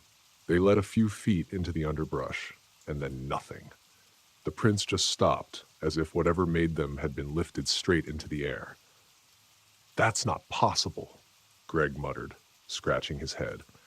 He bent down to examine the tracks more closely, but even he didn't have an answer. No predator out here could do that. "It doesn't make sense." We pressed on, though the unease was starting to settle in my gut. The deeper we ventured into the forest, the quieter it became. No birds, no rustling leaves, not even the wind, just silence. And that silence felt wrong. The first real scare came when Jake froze in his tracks. "Did you hear that?" he whispered, his voice barely audible. "Hear what?" I asked, scanning the trees around us. Everything looked normal, but I couldn't shake the feeling that we weren't alone. "A cry. It sounded like someone calling for help," Jake said, his face pale. "But it didn't sound right." "Probably just the wind," I said, as was trying to keep things calm. But inside, I knew something wasn't right. The wind hadn't made a sound all day. We finally reached Daniel's campsite just before the sun dipped below the horizon. His tent was still there, untouched. His supplies were all in order. It didn't make any sense. If Daniel had left, he hadn't taken anything with him. His backpack, his food, even his water bottle. Everything was still in place. "Why would he leave without his gear?" Mia asked, her voice trembling slightly. I didn't have an answer for her. None of this added up. People don't just vanish without a trace. "We'll set up camp here for the night," I said, though I didn't like the idea of staying in this place any more than they did. "We'll keep searching in the morning." As we began to settle in, the light faded, and the forest seemed to change around us. The shadows grew longer, darker, as if they were creeping closer to our camp. Sarah sat by the fire, staring out into the trees. Suddenly, she stood up, her eyes wide. "I saw something," she said, her voice shaky. "Out there, a figure. It was watching us." I grabbed my flashlight and swept it across the tree line. Nothing, just endless trees stretching into the darkness. "Maybe it's Daniel," Jake suggested, though he didn't sound too sure.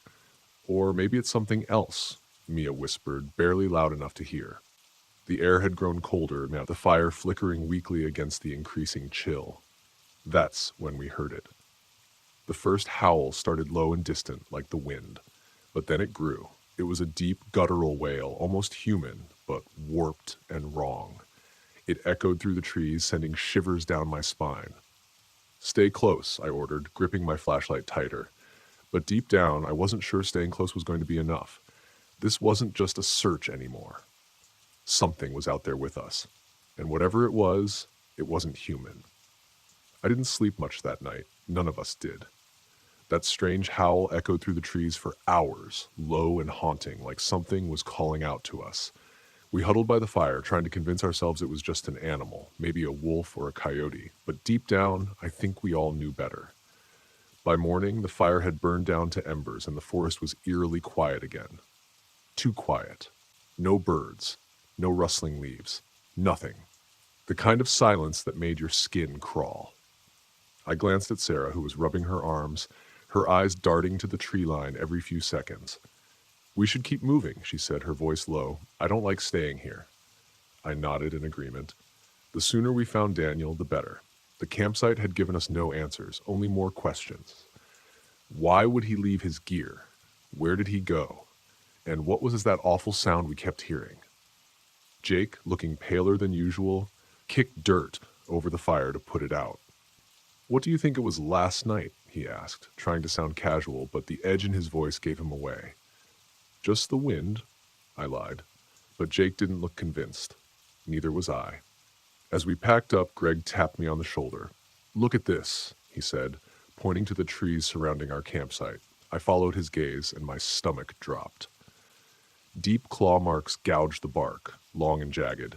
They weren't there when we arrived last night.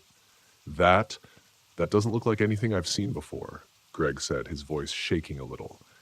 Too big for any animal around here. I swallowed hard, trying to stay calm. Let's not jump to conclusions. Could have been a bear. But even as I said it, I knew it didn't make sense. Bears didn't come this far into the forest, and these marks were way too big, too deep. We set off again, moving deeper into the whispering pines. But the deeper we went, the more the forest seemed to close in on us. The trees here were taller, their thick branches creating a canopy that blocked out most of the sunlight. Everything was dim, shadowy, like the woods were swallowing us whole. Hours passed, but we hadn't found a single clue about Daniel's whereabouts. Just more silence. And then out of nowhere, Jake stopped dead in his tracks. "Did you hear that?" he whispered, looking around wildly. I frowned. "Hear what?" Someone calling for help," he said, his face pale. It sounded like Daniel. We all stopped, listening, but I couldn't hear anything. "Jake, are you sure?" I asked, even though I knew the answer. "I swear, Ethan, I heard him," he insisted, his hands trembling. He was calling my name. I exchanged a glance with Sarah. Something wasn't right. Jake was jumpy. Too jumpy, and it was starting to get to the others. Ingrid, "Maybe you're just hearing things, Jake," I said gently, though I wasn't sure I believed it. "We're all tired."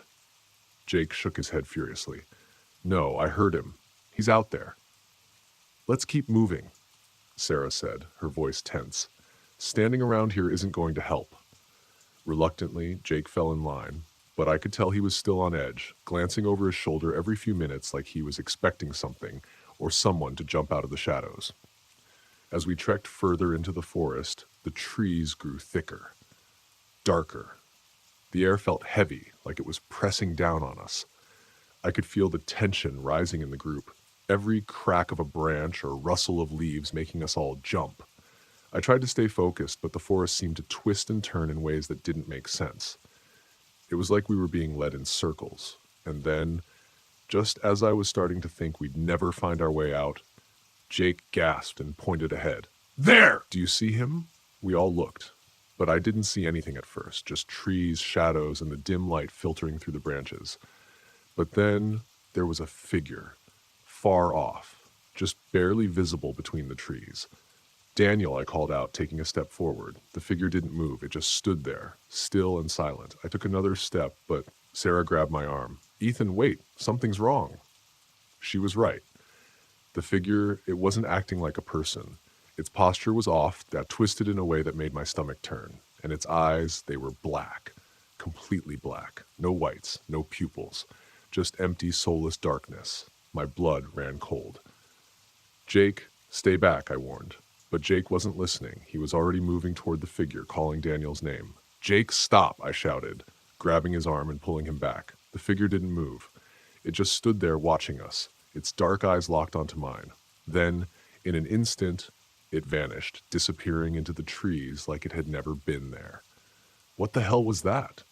Greg whispered, his face pale. I didn't have an answer. All I knew was that we needed to get out of this forest. Fast. Something was out there. Something that wasn't Daniel, and it was watching us. We didn't talk much after that, not even Jake, who had been rattling on all day about seeing Daniel. Now he just walked in silence, his eyes darting from tree to tree like he was expecting something to jump out at him. And honestly, I couldn't blame him. I had seen it too. That twisted figure with its black, soulless eyes. The sun was starting to set again, and the shadows in the forest stretched longer, darker, until they seemed to blur together. We needed to make camp soon, but I couldn't shake the feeling that stopping would be a mistake. Every instinct I had was screaming at me to keep moving, to get out of this cursed place as fast as possible. But the others were exhausted, and the deeper we went into the whispering pines, the more it felt like we were going in circles. "We need to stop," Sarah said, her voice strained. "We can't keep going in the dark." I wanted to argue, but she was right. We were all worn out, and continuing blindly through the night would only make things worse. So we found a small clearing and set up camp. I made sure the fire was big, bigger than usual. Something about the light made me feel safer, even if it was just an illusion. As we sat around the fire, the silence felt heavier than ever. Jake hadn't said a word since we saw that thing in the trees. Greg was scribbling notes in his journal, though I couldn't imagine what he thought he was going to explain. And Sarah, she just stared into the flames, her face pale and drawn. "What do you think it was?" Mia finally asked, breaking the tension. I didn't want to answer, but I knew I had to. "I don't know," I said honestly, "but it wasn't Daniel." Jake shifted uncomfortably. "It looked like him, though, didn't it?" I shook my head. "It might have looked like him, but that wasn't human. No way." Greg cleared his throat, looking up from his notes. "There are stories, legends about creatures in the forest, things that can mimic humans. Skinwalkers, I think they're called." "Skinwalkers?" Mia asked, her voice trembling. "Like from those old Navajo stories?" Greg nodded. "They can take the form of people, animals, whatever they want. It's said they use voices to lure people in." "That's just a myth," Sarah cut in, her tone sharp. "Stories to scare kids around the campfire." "Maybe," Greg said. But what we saw out there, it fits the description." Before we could debate it further, a voice broke through the silence. "Help! Help me!" We all froze. It was a woman's voice calling out from the trees, and not just any voice. Mia's voice. We turned to Mia, who sat with us by the fire, her face draining of all color. That's my voice," she whispered, her eyes wide with fear. The voice called out again, sounding even closer this time. "Please help me. I'm lost." I stood up, heart pounding in my chest. "Stay close to the fire," I warned the others. "It's trying to trick us." "But it sounds so real," Mia whispered, her hands shaking. "How can it sound exactly like me?" "I don't know," I admitted, "but we're not going anywhere." The voice continued, now circling our camp, calling for help in Mia's voice, each time more desperate than the last. But we stayed put, huddled by the fire, refusing to be lured into the dark. And then, without warning, the voice stopped. The silence that followed was even worse. For a few minutes, no one moved, no one spoke. We just sat there, listening to the crackling fire and the eerie quiet of the forest. And then, out of nowhere, Mia screamed. We all turned to see her being dragged away into the darkness. Her legs kicking wildly, her hands clawing at the ground. Her scream echoed through the trees, and then, just like that, it was replaced by an awful, twisted version of her own voice, calling back to us. "Help! Help me! I'm lost." I grabbed a flashlight and ran toward where Mia had been dragged, but there was nothing. No sign of her, just more of that horrible silence. And the sound of her voice, no, the creature's voice, calling out from deeper in the forest. "It's playing with us." Sarah whispered, her face pale. "It's taking us one by one." I felt panic rising in my chest, but I pushed it down. "We need to get to the old watchtower," I said, my voice firm. "If there's any chance of getting help, that's our best shot." Greg looked doubtful. "What makes you think we'll make it?" "We don't have a choice," I snapped, trying to keep control of the situation. "It's either that or we sit here and wait for it to come back." Sarah nodded, standing up. "Ethan's right. We need to move." We packed up quickly, the fire still burning behind us as we plunged back into the darkness of the forest. The creature's voice followed us the entire way, calling our names in familiar voices, always just out of sight. But no matter how fast we moved, I could feel it closing in. We were being hunted, and I had no idea how we were going to survive. We made it to the old watchtower just as the last light of the day faded behind the mountains. The wooden structure loomed above us, tall and weathered, with broken windows and a door that hung crooked on its hinges. It wasn't much, but it was our only chance. I wasn't even sure if the radio inside still worked, but right now it was better than being out in the open with that thing stalking us. "Get inside, quick!" I ordered, pushing Jake and Sarah through the door. I glanced over my shoulder, half expecting to see the creature right behind us, but the forest was eerily still. That was the worst part. The waiting. It was toying with us, and we all knew it. We barricaded the door with an old wooden beam, then piled up whatever we could find, broken chairs, an old desk, anything that might slow it down. Sarah rushed to check the radio, but from the look on her face, I could tell it wasn't good. "It's dead," she muttered, kicking the useless machine in frustration. "No power. No signal. We're trapped." Jake sat down in the corner, his hands shaking. "We're not going to make it, are we?" "We will," I said, though I wasn't sure if I believed it. "We just need to hold out until morning." But even as I said the words, the whispering began. At first it was faint, like wind slipping through the cracks in the walls, but then it grew louder, more distinct. Voices, familiar voices. "Ethan." It was Mia's voice, soft and pleading, coming from just outside of the door. "Ethan, please help me." My heart raced. I knew it wasn't really her, but hearing her voice so close, so desperate, made it hard to think straight. The others heard it too. Jake's eyes were wide with fear, and even Sarah looked shaken. "It's not real," Sarah said firmly, as if trying to convince herself. "It's just the creature trying to trick us." But the voices didn't stop. Now Greg was calling out, his voice sounding broken and pained. "Ethan, help me. It's too dark." I gripped the flashlight tighter, my knuckles white. The whispers circled the tower, growing louder, more insistent. And then something began scratching at the door. Slow, deliberate scrapes, like claws dragging along the wood. "It's here," Jake whispered, his face pale. He was shaking uncontrollably now, curled up in the corner, rocking back and forth. "It's here." "Stay calm," I told him, though my own heart was pounding so hard I could barely hear myself think. "It can't get in, not with the door barricaded." But the scratching grew louder. It sounded like nails raking across the wood. And then the voices began again, this time in Sarah's voice. "Ethan, let me in." I shot a glance at Sarah, who was standing by the window, her eyes wide with terror. That's my voice," she whispered, backing away from the wall. The creature was taunting us, using our own voices against us, and the fear in the room was rising by the second. Jake was nearly hysterical, and even Sarah, who had always been the strongest, was starting to crumble. "We can't stay here," I said finally, my voice tight with panic. "It's only a matter of time before it gets in." "How?" Sarah demanded, her voice trembling. "We can't outrun it. We can't fight it." I didn't have an answer, but I knew we had to do something.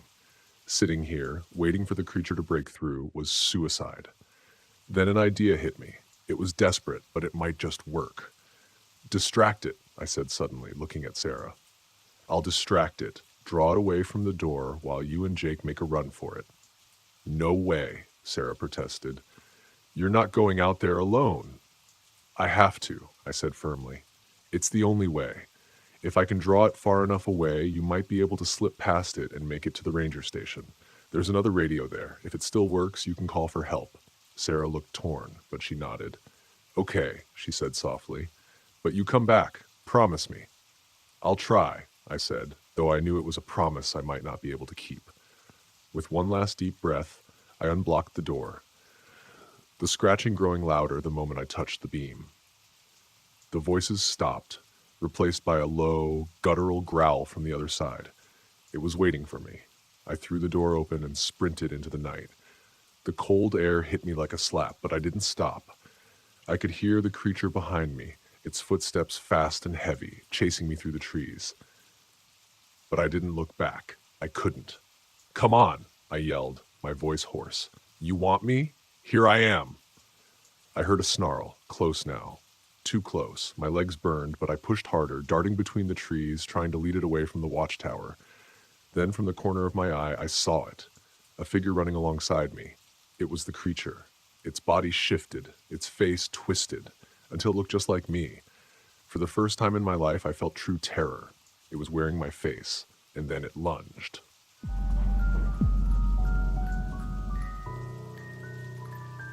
My name's Brian Patel, and this happened to me in the National Forest in Oregon. I grew up in Portland and spent most weekends hiking the trails with my dad. After he passed away, I kept the tradition alive, even though the solitude wasn't quite the same. I wasn't the sentimental type, but being out there brought some quiet to my otherwise loud, chaotic life as an electrician. That particular weekend, and I'd planned a 2-day solo trek, something to clear my head and test out some new gear. I wasn't an ultralight fanatic or anything, but I liked keeping things minimal. Just me, the trail, and whatever nature threw at me. My route started at Timberline Lodge and cut through some backcountry trails that didn't see much traffic. It was early morning when I set out, a thermos of black coffee in one hand and a map in the other. The first few hours were uneventful. The trails were damp from rain earlier in the week, and the scent of pine mixed with the occasional waft of mushrooms kept things pleasant. Around noon, I passed an older couple hiking with trekking poles. They waved but didn't stop to chat, which was fine by me. Solitude was the point. It was late afternoon when I noticed the first odd thing. I'd stopped at a clearing to refill my water from a nearby creek. The silence was too perfect. No birds, no rustling, nothing. It wasn't unusual for animals to scatter when a human came stomping through, but this was eerie, like the forest was holding its breath. I joked to myself that maybe I'd finally reached that perfect peace people were always yapping about in self-help books. As I climbed higher into the denser part of the forest, the feeling lingered. Every so often, I'd hear a snapping twig or see a flash of movement out of the corner of my eye, but I chalked it up to squirrels or deer. That changed when I reached the ridge. There was a campsite up there, or at least what was left of one. A collapsed tent lay flattened against the dirt, its poles bent at odd angles. Gear was scattered around like someone had emptied a backpack in a panic. What caught my attention was the cooler, one of those sturdy, bear-resistant kinds. Its lid was wrenched open, and deep claw marks gouged the plastic. I didn't recognize the pattern. It didn't look like bear claws. Whatever did it had talons. I poked around cautiously. A jacket with a name tag, Franklin, hung on a low branch, ripped down the middle like someone had tried to peel it off. That's when I saw the blood. Not a lot, but enough to know something had gone wrong. My stomach tightened. I didn't consider myself squeamish, but the combination of the silence and the blood made the air feel heavier, like it was pressing down on me. I didn't linger. I wasn't about to play hero and investigate further, but I also didn't want to turn back the way I'd come. The campsite had a bad vibe, and if someone was injured, I wasn't eager to meet whatever or whoever had caused it. I decided to push forward toward a secondary trailhead about 5 miles out. It wasn't on my original route, but it would get me out of there quicker. The trail narrowed as I descended into a gully. Thick undergrowth swallowed most of the light, and the temperature seemed to drop.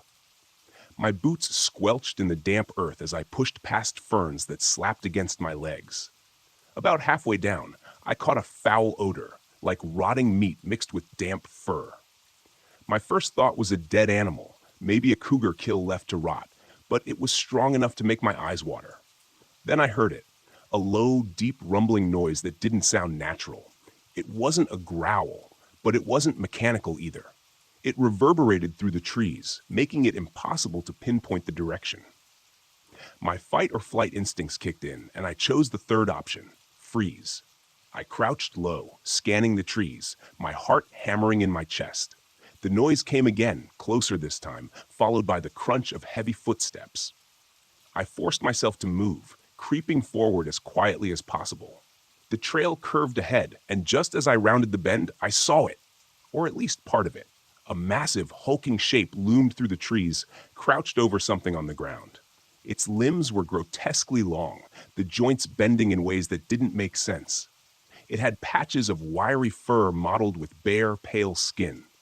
What struck me most was its posture, like a predator that had evolved to ambush. I stayed hidden behind a tree, trying not to breathe. Whatever it was feeding, its movements jerky and almost insect-like. The thing was tearing into something unrecognizable, its talons slicing through flesh with surgical precision. My stomach churned, and I fought the urge to retch. The smell was overwhelming. A sudden snap of a branch underfoot betrayed me. The creature's head shot up, swiveling unnaturally as it scanned for the source of the noise. I didn't get a clear view of its face, but I did see its teeth, rows of uneven serrated spikes that looked like they belonged in a shark, not on land. I bolted. Stealth be damned, I sprinted down the trail, branches clawing at my face and arms. The sound of pursuit was immediate, heavy footfalls crashing through the undergrowth. I didn't dare look back. My pack jostled against my shoulders as I weaved through the narrow trail, adrenaline pushing me faster than I thought possible. The trail forked ahead, and I veered left without thinking. Bad move. The path led to a dead end, a sheer drop-off into a ravine. My options were limited. Jump and risk breaking something, or turn and face the thing head-on. Neither seemed appealing. I scrambled up a boulder, hoping to gain some height and buy myself time. The creature burst through the trees moments later, its gangly frame silhouetted against the dim light. Up close, it was worse. Its skin was stretched too tight over its bones, and its movements were unnervingly smooth, like it was gliding rather than walking. It paused, tilting its head as if deciding whether I was worth the effort. I fumbled for the small knife in my pocket, knowing it was more symbolic than anything. The creature lunged forward, and I did the only thing I could. I threw my pack at it. The motion startled it, and it recoiled briefly, giving me enough time to leap down the side of the ravine. I tumbled hard, dirt and rocks tearing at my clothes as I slid to the bottom. My ankle twisted painfully, but I managed to scramble to my feet. The creature didn't follow immediately, but I could hear it pacing above, its claws scraping against the rocks as it searched for another way down. I limped through the ravine, following the trickle of water downstream. My only thought was to keep moving, to put as much distance as possible between me and that thing. The ravine eventually opened up into a clearing, and I spotted a ranger's cabin in the distance. Relief surged through me, though it was tempered by the realization that I wasn't out of the woods yet, literally or figuratively. The cabin was locked, but I found an axe leaning against the woodpile. It wasn't much, but it was better than nothing. I crouched low, gripping the axe and scanning the tree line. Minutes felt like hours as I waited, every rustle of leaves setting my nerves on edge. When it came, it was sudden. The creature barreled into the clearing, moving faster than seemed possible for its lanky frame. I swung the axe as it charged, catching it in the shoulder. The impact staggered it, but the thing didn't go down. It lashed out with its talons, grazing my arm and drawing blood. We circled each other, predator and prey, roles blurring. I swung again, aiming for its head this time. The blade connected with a sickening crunch, and the creature let out a piercing screech. It collapsed, twitching violently before going still. I didn't stick around to admire my handiwork. With my arm bleeding and my ankle screaming in pain, I limped back toward the trailhead, keeping an eye on the shadows. I flagged down the first car I saw, a bewildered couple who probably thought I'd lost my mind. Years later, I avoid Mount Hood. Not because I'm scared, but because I've learned to stick to places where nature follows the rules, or at least pretends to.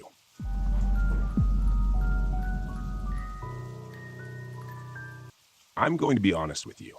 Being a cop in a small town isn't glamorous. It's not like the movies where every day is a shootout or a high-speed chase. It's mostly handling neighbor disputes over where someone's fence ends or someone's dog barking too much. My name's Lucas Giroux, and I've been wearing the badge for 9 years here in Chesterville, Louisiana. Population about 2,000, give or take. I love this town. It's quiet, peaceful for the most part, and I like that. My days are usually filled with mundane tasks, which suits me just fine. I didn't sign up to be some action hero, but that was before what happened in 2014. That night, everything changed. Chesterville sits on the edge of Lake Vere, a slow-moving body of water surrounded by cypress trees and swampland. People here fish, drink, and go about their lives. It was a pretty uneventful Thursday evening. I was sitting in the patrol car near the lake, enjoying the last of my coffee. That's when the call came through. Domestic disturbance, 14 miles out of town, near the edge of the bayou. Some old shack out there. Probably a drunk couple having a fight. I sighed, thinking about how cold my coffee was going to get by the time I got back. I could have ignored the call. In a town this small, people mostly resolve their issues on their own. But it's my job, and I'm not the kind of guy to leave a job half done. So I punched the gas and headed toward the edge of the swamp, the smell of rotting vegetation creeping into the car through the vents. The air always smells different out there. Heavy, like something's growing in the darkness. The address was off the main road, way off. I had to take a gravel path that was barely wide enough for my cruiser, with branches scraping against the sides like they were trying to keep me from going any further. The place was almost hidden behind thick trees, vines practically choking the building itself. It was an old, decaying wooden structure, more of a cabin than a house. When I stepped out of the car, everything felt wrong. The hair on the back of my neck prickled, but I shook it off. Maybe I was just on edge because it was so quiet. And in a town where quiet usually means safety, this felt different, like something was waiting. I knocked on the door. No answer. I knocked again, louder this time. That's when I heard it, a scraping noise from inside, something heavy being dragged across the floor. I called out, "Chesterville PD, anyone home?" Still nothing. Now, I've dealt with drunks, domestic fights, and all sorts of noise complaints, but the sound coming from inside wasn't something I'd heard before. My hand instinctively went to my gun as I tried the doorknob. Locked. I circled the cabin, looking for another way in, when I noticed something strange, a set of footprints leading around the back. But not human ones. These prints were larger, clawed, like some kind of animal. But whatever made them was walking on two legs, and they were fresh. I was starting to think this wasn't just some domestic dispute. I followed the prints, feeling a chill in the pit of my stomach. As I reached the back of the cabin, I saw the door was ajar, hanging on its hinges. I pulled out my flashlight and stepped inside. The first thing that hit me was the smell, like rotting meat mixed with damp earth. The cabin was small, just one room, with a dirty mattress on the floor and a table covered in old newspapers. But what caught my eye was the blood. It was smeared across the floor, thick and dark, leading to a corner where something was slumped. I shone the flashlight on it. It was a man, or what was left of him. His body had been torn apart, like he'd been mauled by something much bigger than any animal I'd ever seen in these parts. His chest was ripped open, ribs exposed, and his face, well, there wasn't much left to recognize. I barely had time to process the scene when I heard that same dragging noise again, but closer this time, coming from behind me. I turned, heart racing, and shone the light toward the sound. Something was moving in the shadows. Something big. At first I thought it was a bear, but bears don't move like that, and they sure as hell don't stand on two legs. It stepped into the light and I froze. It was tall, maybe 8 feet, with matted fur and a face that looked almost human, but twisted, distorted, like something halfway between a person and a wolf. Its claws were long, too long for anything natural, and its mouth was smeared with blood, teeth glistening like knives. I didn't hesitate. I drew my gun and fired, emptying the magazine into the thing's chest. But it barely flinched. The bullets hit, sure, but they didn't seem to do much more than piss it off. It let out this low sound, like it was irritated more than hurt, and took a step toward me. I backed up, reloading as quickly as I could, my hands shaking. I've never been a great shot, but at this range, it didn't seem to matter. Nothing was going to stop this thing. It lunged. I dove out of the way, crashing into a shelf that sent bottles and cans scattering across the floor. My head was spinning, but I managed to scramble to my feet and run for the door. I don't know how, but I made it back to the car, slamming the door shut just as it slammed into the side of the cruiser, rocking it on its wheels. I threw the car into reverse, tires spinning in the mud as I gunned it back down the gravel path. The thing didn't follow me. It just stood there, in the rearview mirror, watching. As I sped away, its shape slowly faded into the darkness of the swamp. When I finally reached the main road, I stopped, hands gripping the steering wheel so tight my knuckles turned white. I had to call it in. But what the hell was I going to say? That some kind of monster tore a man apart and nearly killed me? I thought about it for a long moment, staring at the radio, before deciding to do something I never thought I'd do.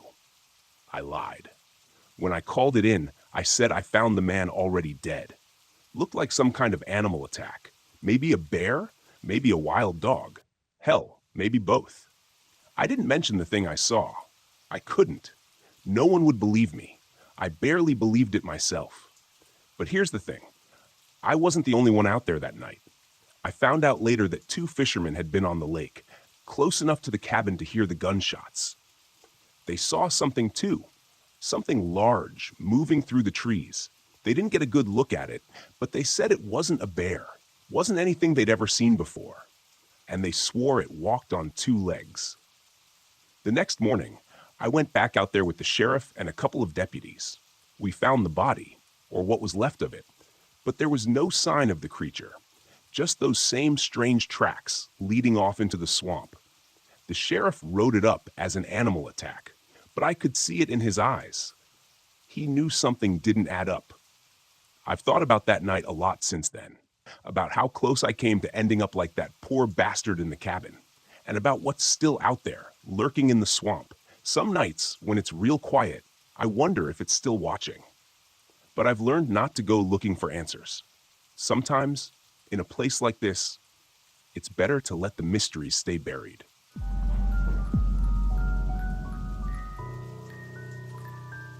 I pulled into the campground just before sunset, expecting the usual, a few quiet families roasting marshmallows, maybe a couple of seasoned hikers turning in early. Instead, I was greeted by the clamor of loud music echoing off the tree line. The source? A cluster of tents circled around a blazing fire where a group of frat boys hollered and laughed like they had the whole place to themselves. Every so often, other campers peeked out of their tents, uneasy and clearly wishing these guys would tone it down. I couldn't blame them. Noise doesn't just shatter the calm of a campsite, it draws attention from things best left undisturbed. Out here, folks whisper about the ghost cats, those local mountain lions known to slip into camps without warning. I'd seen enough tracks in eerily close proximity to sleeping bags to know these stories were more than just rumors. I parked my rig a little ways off and walked over, picking my path carefully around scattered coolers and folding chairs. As I got close, the frat boys paused their banter, giving me that half-attentive look.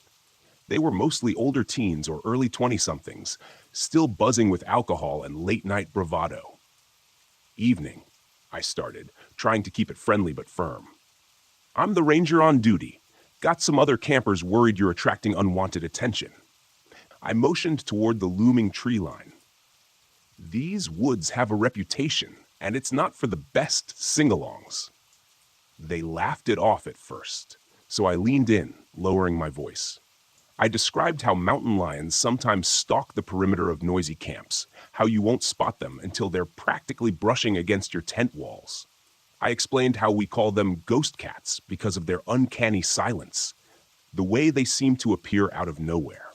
They sobered up a bit. A couple exchanged uncertain glances, but one just shrugged, muttering that they'd keep it down. I issued a final warning anyway. "Stay quiet, don't wander off, and if you hear anything odd outside in the dark, make no sound." I only hoped they'd actually listen. Once I'd done all I could, I headed back to the station. My buddy Jim was there, flipping through some old wildlife photos. He raised an eyebrow when I told him about the frat boys. "Let me guess, blasting music, ignoring every rule we've got, right?" he said, clearly unimpressed. "Bingo," I replied. "And they're not taking the mountain lion threat seriously." He let out a quiet laugh that contained zero humor. We both knew this was more than a minor annoyance. If something did happen, we'd be the ones hauling them out, or dealing with an injured cat that got too comfortable around humans. That's when we started talking about a plan. Not to harm anyone, obviously, but to rattle them enough that they'd finally grasp the gravity of a place like this. Jim reminded me about the old lion pelt in our interpretive center. Used it once or twice for educational tours, though it always gave me the creeps. Its glass eyes caught the light in this unnerving way, like it was still alive. We also had night vision goggles stashed away, thanks to a budget splurge before the new fiscal year. Perfect for sneaking around in the dark, unseen by unsuspecting campers. Over the next half hour, we pieced together a strategy, fake prints, hidden growls, and a well-timed appearance of a lion silhouette. It might just be the jolt they needed to pack up, or at the very least, dial down the party volume. Grabbing the pelt from a dusty storage closet, I noticed the faint, musty smell of fur mixed with something almost medicinal. I ran my hand over the stiff mane, shivering at how realistic it still felt. Next, we tested the night vision goggles. Even in the dim station lights, they turned everything into an eerie green that made my pulse spike. By the time we had our gear ready, the sun had slipped below the horizon. The woods outside transformed into a dark maze. I had this sense that the frat boys, oblivious in their tents, were about to discover that being out here isn't just a carefree getaway. If they refused to respect the campground's unspoken rules, well, we'd give them a night they wouldn't forget. Jim killed the overhead lights as we locked up. We checked our plan one last time, and I took a breath, settling my nerves. We were about to sneak into that campsite, loaded with props and a fair share of wild imagination. In the back of my mind, I thought about the actual ghost cats prowling these hills. I hoped we wouldn't run into a real one while pulling our prank. It's one thing to frighten a few campers. It's another to come face to face with the genuine article. Still, I felt this rush of adrenaline as we set off into the darkness. Maybe it was the satisfaction of delivering a wake-up call. Or maybe it was just that strange, hushed energy you feel whenever you realize you're not at the top of the food chain out here. Either way, there was no turning back. We had our plan, and we were committed to seeing it through. The night was only getting darker, and the silent woods seemed to hold their breath, waiting for whatever came next. I hunched down in the cramped front seat of our Jeep, double-checking that the lion pelt was still tucked out of sight. Outside, moonlight drenched the forest in faint silver, and every rustle of wind through the branches made me brace for actual movement. I couldn't help scanning the dark spaces between the trees, searching for any flicker of eyes that might belong to the real thing. My coworker Jim was fidgeting in the passenger seat, adjusting the small PA system we'd use for the recorded roars. "Ready?" he asked, voice low. "As I'll ever be," I replied, half hoping those frat kids were already asleep and half itching to put our plan into action. Either way, we needed to move quickly. The night sky was starless, and visibility would only get worse. I eased the Jeep toward their campsite, headlights off to keep our approach silent. Stopping a good distance away, we slipped out and quietly shut the doors. The path under our boots was damp from an earlier drizzle, which made our footfalls softer, but also gave the soil a perfect texture for stamping fake tracks. One by one, we planted oversized paw prints in the mud, making sure to press deeply near the tents. Every so often, we paused to listen, worried someone inside might stir and peek outside. But all we heard was the faint crackle of a dying fire. Next, Jim propped the lion pelt onto two sturdy sticks we duct-taped together. Seen straight on, it was eerily convincing. Massive head, snarling mouth, and the kind of glassy eyes that appeared to stare into your soul. I caught myself glancing over my shoulder, half expecting an actual animal to emerge, drawn by the uncanny shape. With the pelt set up, we turned to the other part of our plan, the roars. We'd preloaded the PA system with a series of snarls and growls from real mountain lion recordings. Jim started them at a low volume from across the clearing. The first noise rumbled through the darkness like a threat, and I could almost sense the campers tensing in their tents. A second roar followed, echoing off the surrounding trees, making it sound as if multiple predators were encircling the area. I slipped back into the Jeep and carefully flicked on the headlights, aiming them so they backlit the pelt. From the angle of the beam, it looked like a living, breathing cat pacing along the outskirts of the camp. Jim shouted from behind a bush, "Stay in your tents." His voice shook with just enough panic to convince anyone he was facing a genuine attack. "She's moving around us," he hollered, layering more drama into the moment. Then he bellowed, "There's another one." The reaction inside those tents was instant. Muffled cries, frantic rustling, the scrape of tent zippers being yanked shut. I killed the lights in one sudden click. Darkness swallowed the campsite. Jim dropped the sticks, and we ditched the lion pelt. In under a minute, we tore back to the Jeep, adrenaline hammering through every vein, As I started the engine and sped off, I thought I detected one final roar playing through the PA system, echoing behind us like a last warning. When dawn finally broke, the camp's radio chatter indicated that nobody had poked their head out until well into the morning. From our station windows, we could imagine their pale faces and wide eyes discovering the huge paw prints scattered around, some alarmingly close to their tent doors. We heard they packed up not long after, throwing nervous glances over their shoulders at the looming forest. No doubt, they were rattled to the core. Jim and I swapped glances, both relieved to hear they were safe, but also satisfied we'd given them something to think about. We'd wanted them to respect these woods, or at least remember that nature doesn't tolerate fools. From what we heard later, they told everyone about the mountain lion attack they'd barely survived. Maybe next time, they'd remember that out here. Silence can be the difference between a peaceful night and something far more dangerous.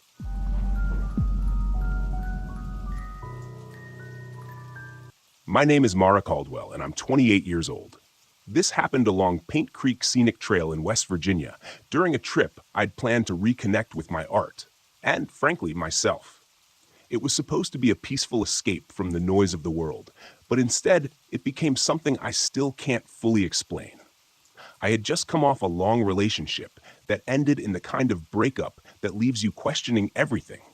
Your choices, your direction, your worth. Art was the only thing that felt steady, so I packed up my RV and hit the road. Paint Creek had come up in my research as a serene, lesser-known spot for nature lovers. I thought it would be the perfect place to spend a few days sketching and painting in solitude. When I arrived, the place was exactly as described, quiet, secluded, and hauntingly beautiful. The creek meandered through dense woods, its surface catching the sunlight like shards of glass. The leaves were just starting to turn, and the air carried a faint chill that hinted at the coming fall. I parked my RV near an old wooden bridge that crossed the creek. The bridge looked like it belonged in a ghost story, its weathered boards sagging slightly, but I couldn't resist its charm.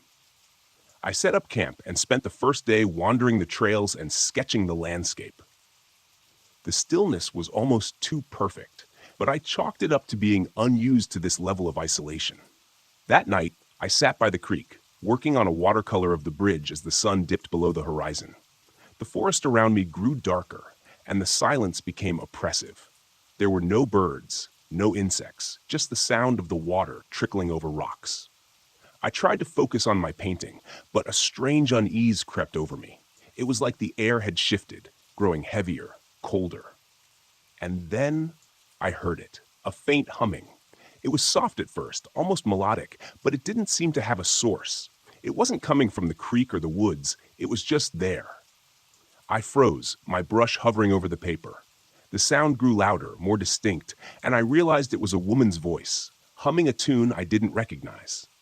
"Hello?" I called out, my voice breaking the stillness. The humming stopped abruptly, as if I'd startled it. For a long moment, there was nothing but silence. I told myself it must have been the wind or some trick of acoustics, packed up my supplies, and hurried back to the RV. The next morning, I woke to find my art supplies scattered across the ground outside the RV. My brushes were snapped in half, my paint spilled and smeared across the dirt. My first thought was that an animal had gotten into them, but there were no paw prints, no signs of disturbance other than the destruction itself. It didn't make sense. I spent the day trying to paint, but something felt off. The colors didn't look right. The lines felt shaky. Frustrated, I decided to take a break and explore more of the area. The old bridge drew me in again, its weathered planks creaking under my boots as I crossed it. The creek below was impossibly still, its surface like a mirror reflecting the gnarled trees overhead. On the far side of the bridge, I noticed something etched into one of the trees. A name and a date carved deep into the bark. Margaret, 1893. The letters were uneven, as if done in haste. But what caught my attention was the feeling that swept over me as I touched the carving. A sudden, overwhelming sadness that didn't feel like my own. That night, the humming returned. I was inside the RV trying to sketch when I heard it again, drifting through the stillness. It was louder this time, unmistakable. The sound seemed to seep through the walls, wrapping around me like a cold embrace. I grabbed my flashlight and stepped outside, my heart pounding. The air was icy, much colder than it had been earlier, and the forest was eerily quiet. The humming led me to the bridge, where the fog had thickened, shrouding the creek in an otherworldly glow. And then I saw her. She stood at the edge of the creek, her back to me. She wore a long dress, the kind you'd see in old photographs, and her hair cascaded down her back in dark waves. She was humming that same mournful tune, the sound weaving through the air like a spell. "Hello?" I called out, my voice trembling. She stopped humming, but didn't turn around. I took a hesitant step closer, and as I did, she began to dissolve, her form breaking apart like mist until there was nothing left but the fog. I stood there, frozen, unsure if what I'd seen was real or some trick of the light and my overactive imagination. The next day, I decided to drive into town to clear my head. At a small gas station, I struck up a conversation with the attendant, an older man who seemed to know the area well. "You're camping by the bridge, aren't you?" he asked when I mentioned Paint Creek. "Yeah, why?" He hesitated, then said, "People say it's haunted. They call her the Lady of Paint Creek. Story goes, she was abandoned by her husband during a harsh winter. He promised to come back for her, but he never did. She waited by that bridge until she froze to death. Now she haunts the creek, looking for people to join her." I laughed nervously, but his expression remained serious. "I'd avoid that bridge if I were you," he added, "especially at night." That evening, I couldn't stay away. Something about the Lady of Paint Creek drew me in, like a moth to a flame. I set up my easel near the bridge, determined to capture her essence in my painting. As the hours passed and the sun dipped below the horizon, the fog rolled in again, and the humming returned. This time it was louder, more insistent. The air around me grew colder, and when I looked up, there she was, standing in the middle of the bridge. Her face was pale, almost translucent, and her hollow eyes bore into mine. She didn't move, but the humming turned into words, a whisper that sent chills down my spine. "Stay with me." I backed away, but my foot slipped on the wet grass, and I fell. When I looked up, she was gone, but the feeling of her presence lingered, heavy and suffocating. I grabbed my supplies and ran back to the RV, locking the door behind me. That night, I dreamed of her. In the dream, I was standing on the bridge, staring down at the icy water. She appeared beside me, her hand cold as she touched my arm. "He left me," she whispered, her voice filled with sorrow. "They all leave." When I woke, I couldn't shake the feeling that she was still there, just beyond the edges of my vision. I knew I had to do something to end this, to break her hold on me. On my final night at Paint Creek, I returned to the bridge with my sketchbook and paints. The fog was thicker than ever, and the cold seeped into my bones. I set up my supplies and began to paint, my hands trembling as I worked. I painted her story, the bridge, the creek, her lonely figure, waiting in the snow. As I finished, the humming surrounded me, and she appeared again. This time, closer. Her hollow eyes were filled with tears, and she reached out a hand toward the painting. I stepped back, unsure of what to do. "You're remembered now," I said, my voice breaking. "You're not forgotten." She stared at the painting for what felt like an eternity, then dissolved into the mist. Her presence lifted, like a weight from my chest. The forest grew quiet again, and for the first time, I felt a sense of peace. I left Paint Creek the next morning, the painting tucked safely in the RV. It's one of my best works, but I've never been able to sell it. Something about it feels sacred, like it belongs to her. Even now, I hear her humming in my dreams, but it's softer now, almost peaceful, as if she's finally found rest. And maybe in a way, so have I.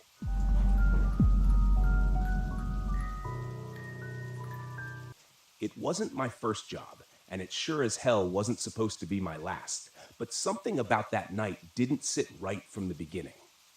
Maybe it was the silence on the dispatch call, or the way the wind howled across the San Rafael desert, as if it knew something I didn't. I should have listened to that instinct. The one that makes your gut twist and your hands clench the steering wheel tighter than usual. But when the money's right, sometimes you take a job you wouldn't otherwise. The rig hummed beneath me as I barreled down I-70, heading west. The sky was bruised with the last light of day, purple streaks fading into a storm building on the horizon. I had a long way to go and no time to waste. They said the cargo was sensitive. He needed to be kept at exactly 20 degrees, and if I messed up, there'd be hell to pay. That wasn't what bothered me, though. What bothered me was not knowing what the hell I was hauling. When they don't tell you what's in the trailer, it's never good. My name's Roy Mallister. Bones to the few truckers who still know me on the road. 45 years old, and I've spent the last 20 behind the wheel. The road used to be a kind of escape for me, a way to outrun the things I didn't want to face. But that was before Carol passed, before I let everything else fall apart, including my relationship with my daughter Emily. Haven't talked to her in years, and I don't think about it much anymore. I'm good at avoiding things like that. But tonight, something felt different. The desert stretched out endlessly on either side of me. Just red rock and dry air as far as the eye could see. I hadn't seen another car in miles, which was fine by me. The last thing I needed was distractions. That is, until the dashboard flashed red and the trailer's cooling unit flickered for the first time. I muttered a curse, pulling the rig over onto the shoulder. I cut the engine, grabbed my flashlight, and climbed out into the gathering dusk. The wind hit me hard, dust swirling around my boots as I made my way to the back of the trailer. I could hear the cooling unit working and stuttering like it was trying to fight off some kind of malfunction. Fumbling with the latch, I yanked open the back door and was greeted with a gust of frigid air. It smelled wrong in there, like cold metal and something decayed, the kind of smell that sticks in your nose and won't leave. I shined my light into the back, trying to figure out what was causing the problem. That's when I heard it. A soft tapping. No, not tapping.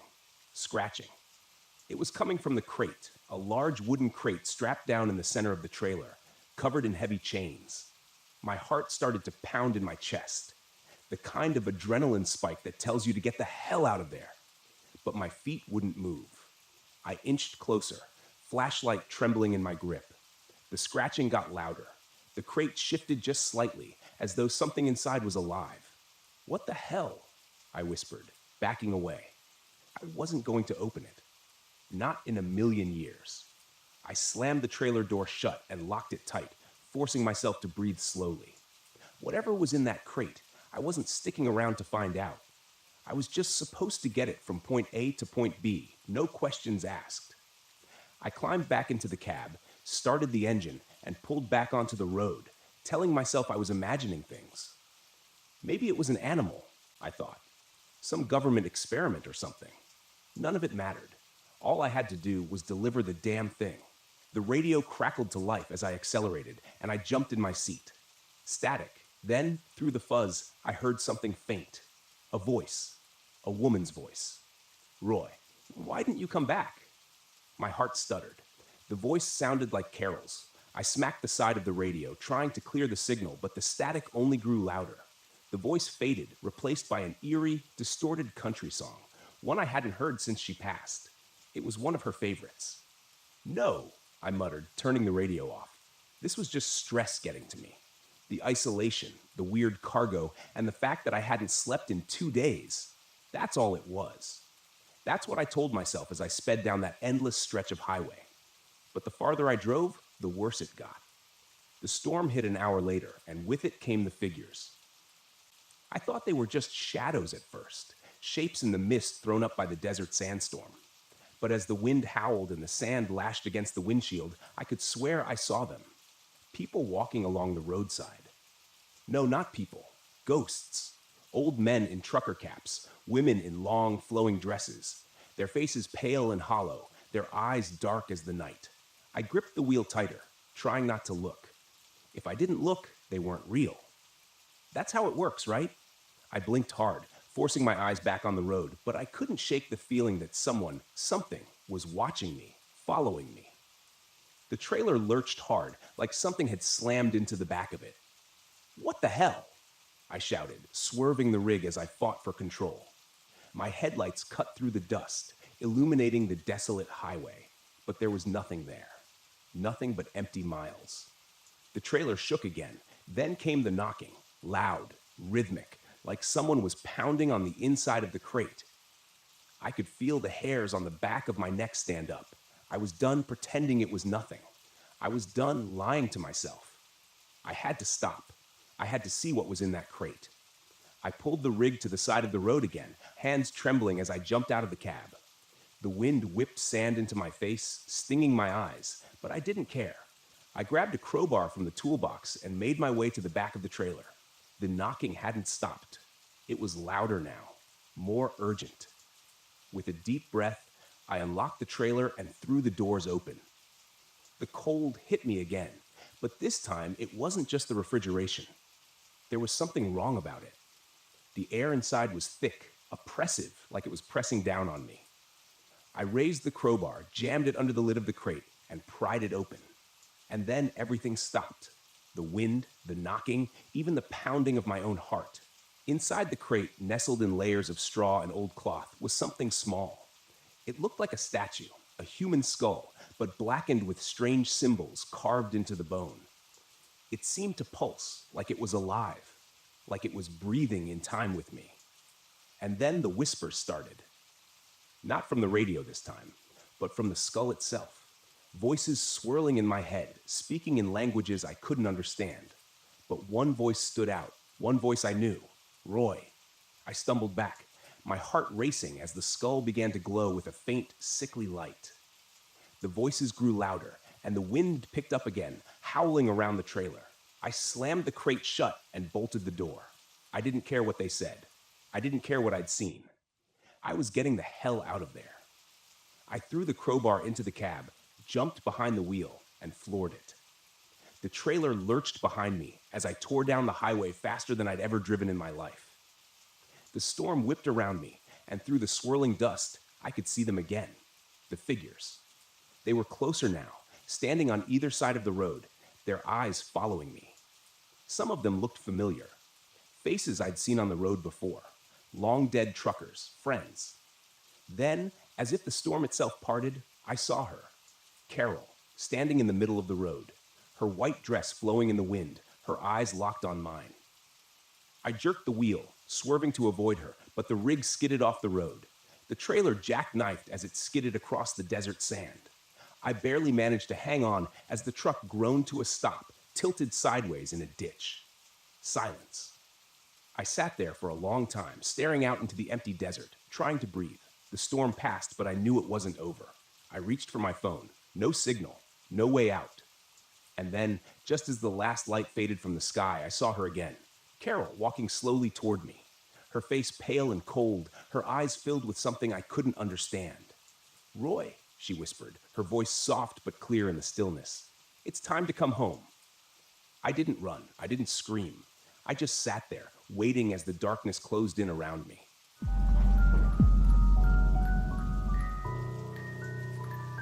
I didn't believe in ghosts, UFOs, or anything supernatural.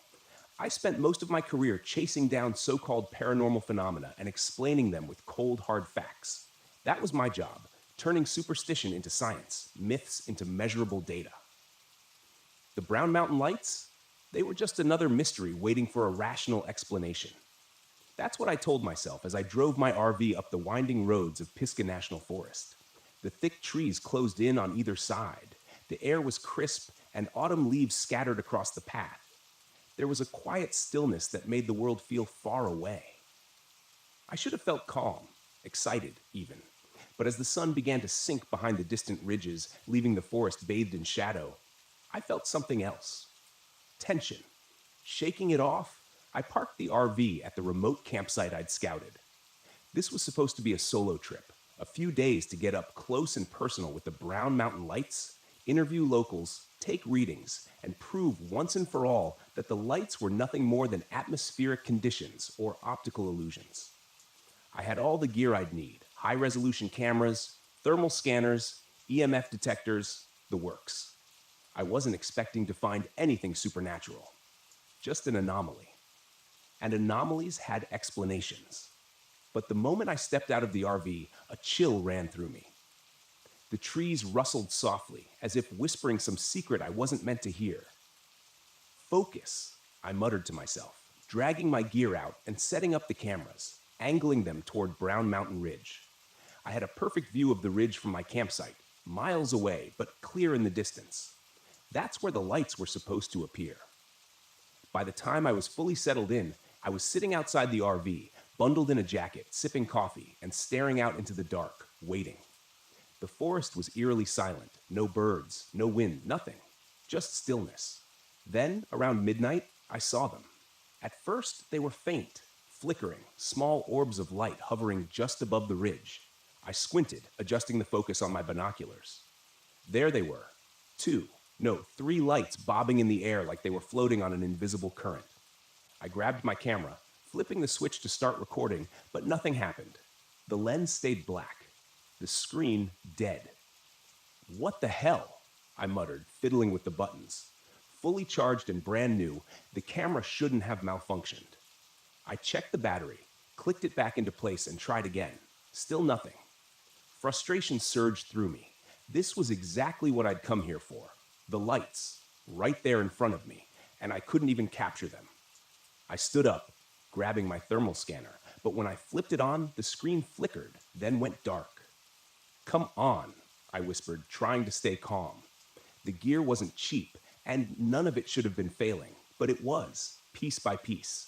The lights danced on the ridge, growing brighter, closer. My heart raced. I wasn't scared, I told myself. I was just annoyed. The logical part of my brain struggled to make sense of it. Maybe the electronics were glitching because of interference. Some kind of electromagnetic field or something. I took a deep breath, trying to settle my nerves. But the lights, those strange pulsing orbs, kept moving, almost as if they were drifting toward me. The air turned cold, so cold that I could see my breath misting in front of my face. A thin layer of frost started forming on the ground, on the RV windows, on my gear. I pulled my jacket tighter around me, my hands beginning to stiffen in the chill. It didn't make sense. The weather forecast had called for a cool night, but nothing like this. I checked my phone's temperature app. 30 degrees? Impossible. I glanced at my surroundings, feeling the silence close in around me. Then I noticed the lights were no longer on the ridge. They were much closer now, floating just above the treetops, flickering like distant fireflies, but larger. Too large. I watched, heart pounding, as they bobbed and weaved. Their glow cast long shadows on the ground. I pulled out my phone to take a video. The screen flashed, then went black. It wouldn't turn on. Frustration boiled over. I slammed the phone down on the camping table. It bounced. I stood there, fists clenched, trying to keep my cool. This was why people got sucked into believing nonsense, because technology failed at the worst possible moment. The lights weren't supernatural. There had to be an explanation. Maybe the cold was messing with the equipment, or some kind of atmospheric distortion. But then I saw the handprints. Small, faint handprints etched in frost on the RV window. They hadn't been there before. I knew that. I stared at them, my breath catching in my throat. They looked like the handprints of a child, no more than a few inches across. And they were slowly, gradually melting away in the cold. A prickling sensation crawled up the back of my neck. I turned to look at the lights, now hovering at the edge of the forest. Close enough that I could make out their eerie bluish glow. They flickered in the trees, moving in slow, lazy circles, as if they were watching me, waiting for me. The rational part of my mind screamed that it was impossible. There was no way the lights could have traveled that fast. No way they could be this close. I'd seen videos, read reports. They were always distant, spectral, unreachable. But now they felt personal, as if they were beckoning me. I swallowed, my throat tight. Without thinking, I took a step forward. The cold deepened, pressing in on me from all sides. The frost crept up the sides of the RV, spreading like delicate veins. The temperature continued to drop. My breath came out in ragged gasps, and my vision blurred. The lights drifted deeper into the trees, flickering and glowing. moving in a pattern that felt deliberate, like they wanted me to follow. And I did. I grabbed my flashlight, my hands trembling as I made my way toward the forest's edge. The beam of light was weak, barely cutting through the dark. I kept my eyes on the lights, feeling a strange pull in my chest, like something was urging me forward. As I entered the trees, the world grew darker. The lights danced just out of reach, always a few steps ahead of me, their glow casting an ethereal light on the twisted branches. The forest felt wrong, too quiet, too still. I checked my watch. 2 hours had passed. I hadn't even noticed. My legs ached, and I realized with a sinking feeling that I had no idea how far I'd wandered. The lights flickered again, brightening as they circled a large boulder ahead, and then they stopped, hovering there, motionless. I took a step closer, and that's when the hallucinations began. Shapes, faint figures moving in the trees, shadows stretching unnaturally long. And there, between the branches, I saw faces. Pale, expressionless faces staring at me with hollow eyes. I blinked, and they were gone. Panic set in. I turned to leave, but the forest had shifted. The path I'd taken was no longer clear. Everything looked the same trees, the same twisting branches. The lights pulsed behind me, glowing brighter as if taunting me. I ran. My breath came in short, sharp bursts. My heart raced in my chest as I stumbled through the underbrush, trying to find my way back to the campsite. The lights flickered at the corners of my vision, but I ignored them. Then I heard it. Footsteps. Light, quick footsteps crunching through the frost behind me. I didn't dare look back. I ran faster, my flashlight flickering and dying in my hand. I broke through the tree line, gasping for air, and saw the RV ahead, a welcome sight. But the air around it was colder than ever. The frost was so thick on the windows that it looked like snow. And there, pressed against the glass, were more handprints, dozens of them. I scrambled inside, locking the door behind me, and collapsed on the floor, panting. My entire body trembled with cold and fear. The lights were still out there. I could see them through the frosted windows, flickering in the trees, growing fainter as the night wore on. I didn't sleep. I couldn't. By dawn, they were gone. The temperature returned to normal and the frost melted away, but I didn't feel safe. Not anymore. I packed up the RV and drove out of Pisgah National Forest, my hands still shaking on the steering wheel. I'd come here to find an explanation, to debunk the Brown Mountain lights. But what I found was something else, something I couldn't explain. And I knew, deep down, that the lights weren't just a phenomenon. They were something more, something ancient, something dangerous, something that had almost taken me. I don't know what they wanted, but I'll never go back to find out.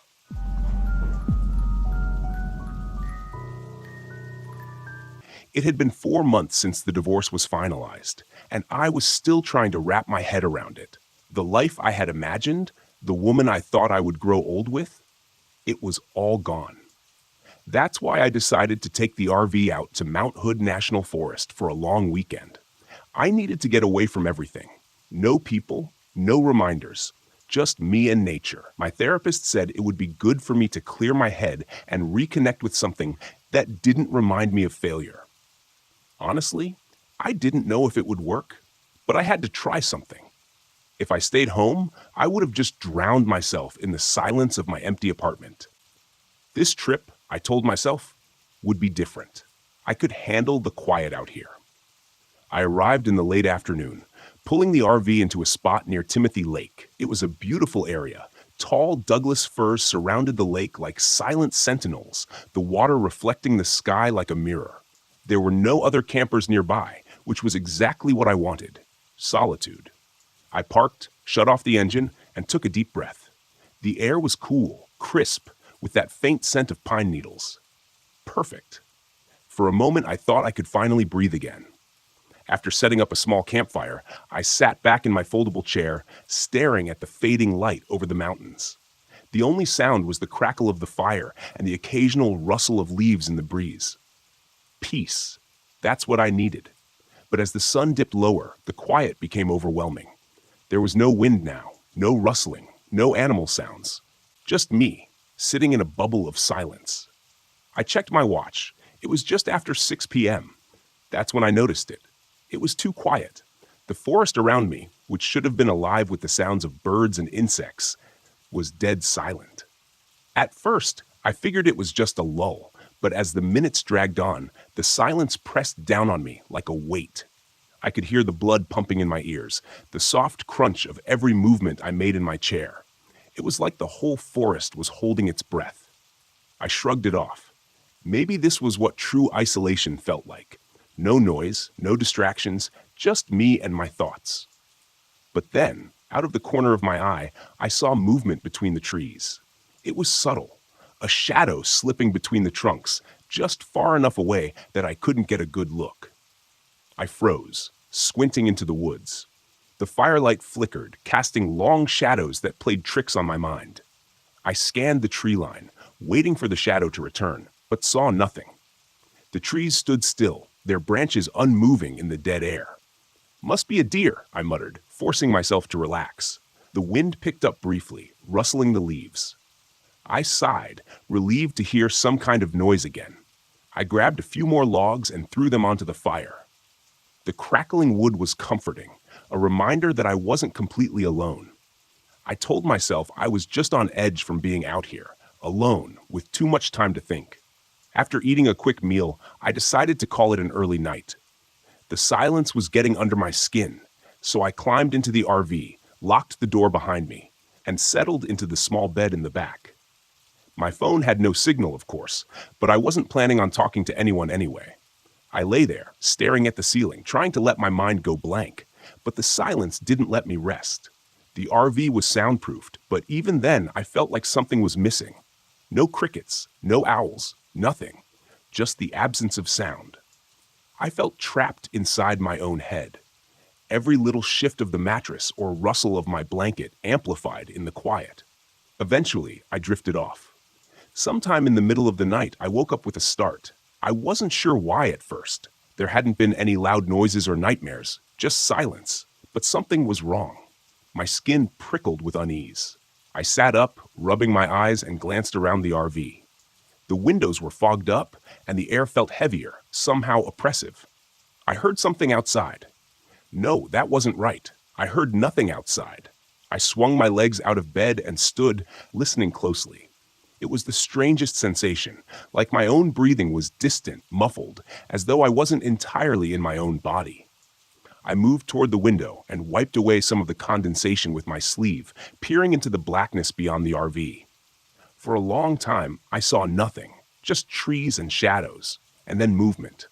This time, I was sure. A figure stood at the edge of the clearing, just barely visible in the moonlight. Tall, unnaturally still, like it was waiting for something. My heart leapt into my throat as I strained to see more clearly. It didn't move, just stood there watching. "Hello?" I called, my voice shaky. The figure didn't respond. I backed away from the window, heart pounding, my mind racing. Was it another camper? Some kind of ranger? No, there was no way anyone would be out here this late without a sound. I checked the door. It was still locked. Good. But I felt exposed, vulnerable, knowing that whatever was out there was watching me. I grabbed the flashlight and shined it out the window, sweeping the beam across the clearing. The figure was gone. Just like that. Vanished. As if it had never been there. The next morning, the forest was still eerily quiet. No birds, no animals, just the constant oppressive silence. I tried to shake off the unease from the night before, but it clung to me like a wet blanket. I told myself I was just paranoid, that the solitude was messing with my head, but something about the way the air felt today, something was off. I decided to take a short hike to clear my mind, hoping that getting out of the RV would make me feel better. But as I ventured down the trail, that feeling of being watched grew stronger. Every few minutes, I'd glance over my shoulder, expecting to see someone or something behind me, but the trail was empty. That's when I saw it again, a figure, this time in the distance, standing between the trees just off the trail. It was the same one from last night, tall, gaunt, and still. My heart hammered in my chest as I squinted, trying to make out more details. But before I could move, it slipped behind the trees and disappeared. I ran toward the spot where I'd seen it, my boots pounding against the damp earth. When I reached the trees, there was nothing. No footprints, no broken branches, nothing to show that anyone had been there at all. I stood there, catching my breath, feeling the silence pressing down on me like a vice. That's when I noticed something strange. The forest around me was completely still. Even my footsteps had stopped making noise. I stopped my boot on the ground, but I heard nothing, not even the crunch of leaves beneath my feet. Panic surged through me. I clapped my hands together. Nothing. No sound. My breathing was shallow, frantic, but it was like I was listening to it from far away. The world had gone completely, impossibly silent. And then I saw them. Not just one figure, but several, moving between the trees. Their bodies blended with the shadows. They were everywhere, circling me in complete silence. My heart raced, but I couldn't hear it. I couldn't hear anything. I ran. I didn't know where I was going, just that I needed to get away. My legs felt heavy, every step muted, like I was running underwater. The forest shifted around me, the trail disappearing into the thick fog that had rolled in, disorienting me further. Somehow I made it back to the RV. I slammed the door shut, locking it, my breath coming in ragged gasps, but still no sound. I grabbed my phone, hoping to call for help, but it was useless. The screen flickered, the GPS spinning in circles. I was trapped. For the next few hours, I stayed inside the RV, pacing back and forth, trying to calm myself down, but the silence never lifted. I couldn't even hear my own thoughts anymore. Just the crushing weight of nothingness. And then, as the light began to fade, I saw them again, the silent ones. They were standing in a circle around the RV, their faces blank, their eyes hollow. There were no features, no mouths, just smooth skin where their faces should have been. They stood perfectly still, watching me through the windows, their bodies unnervingly thin and elongated. I banged on the window, screaming, but of course, no sound came. They didn't flinch, didn't move. They just stared, waiting. Desperation clawed at me. I couldn't stay here. I needed to leave, but the RV wouldn't start. Every time I tried, the engine sputtered and died, as if something was draining the life out of it. I grabbed a flashlight and opened the door, stepping outside.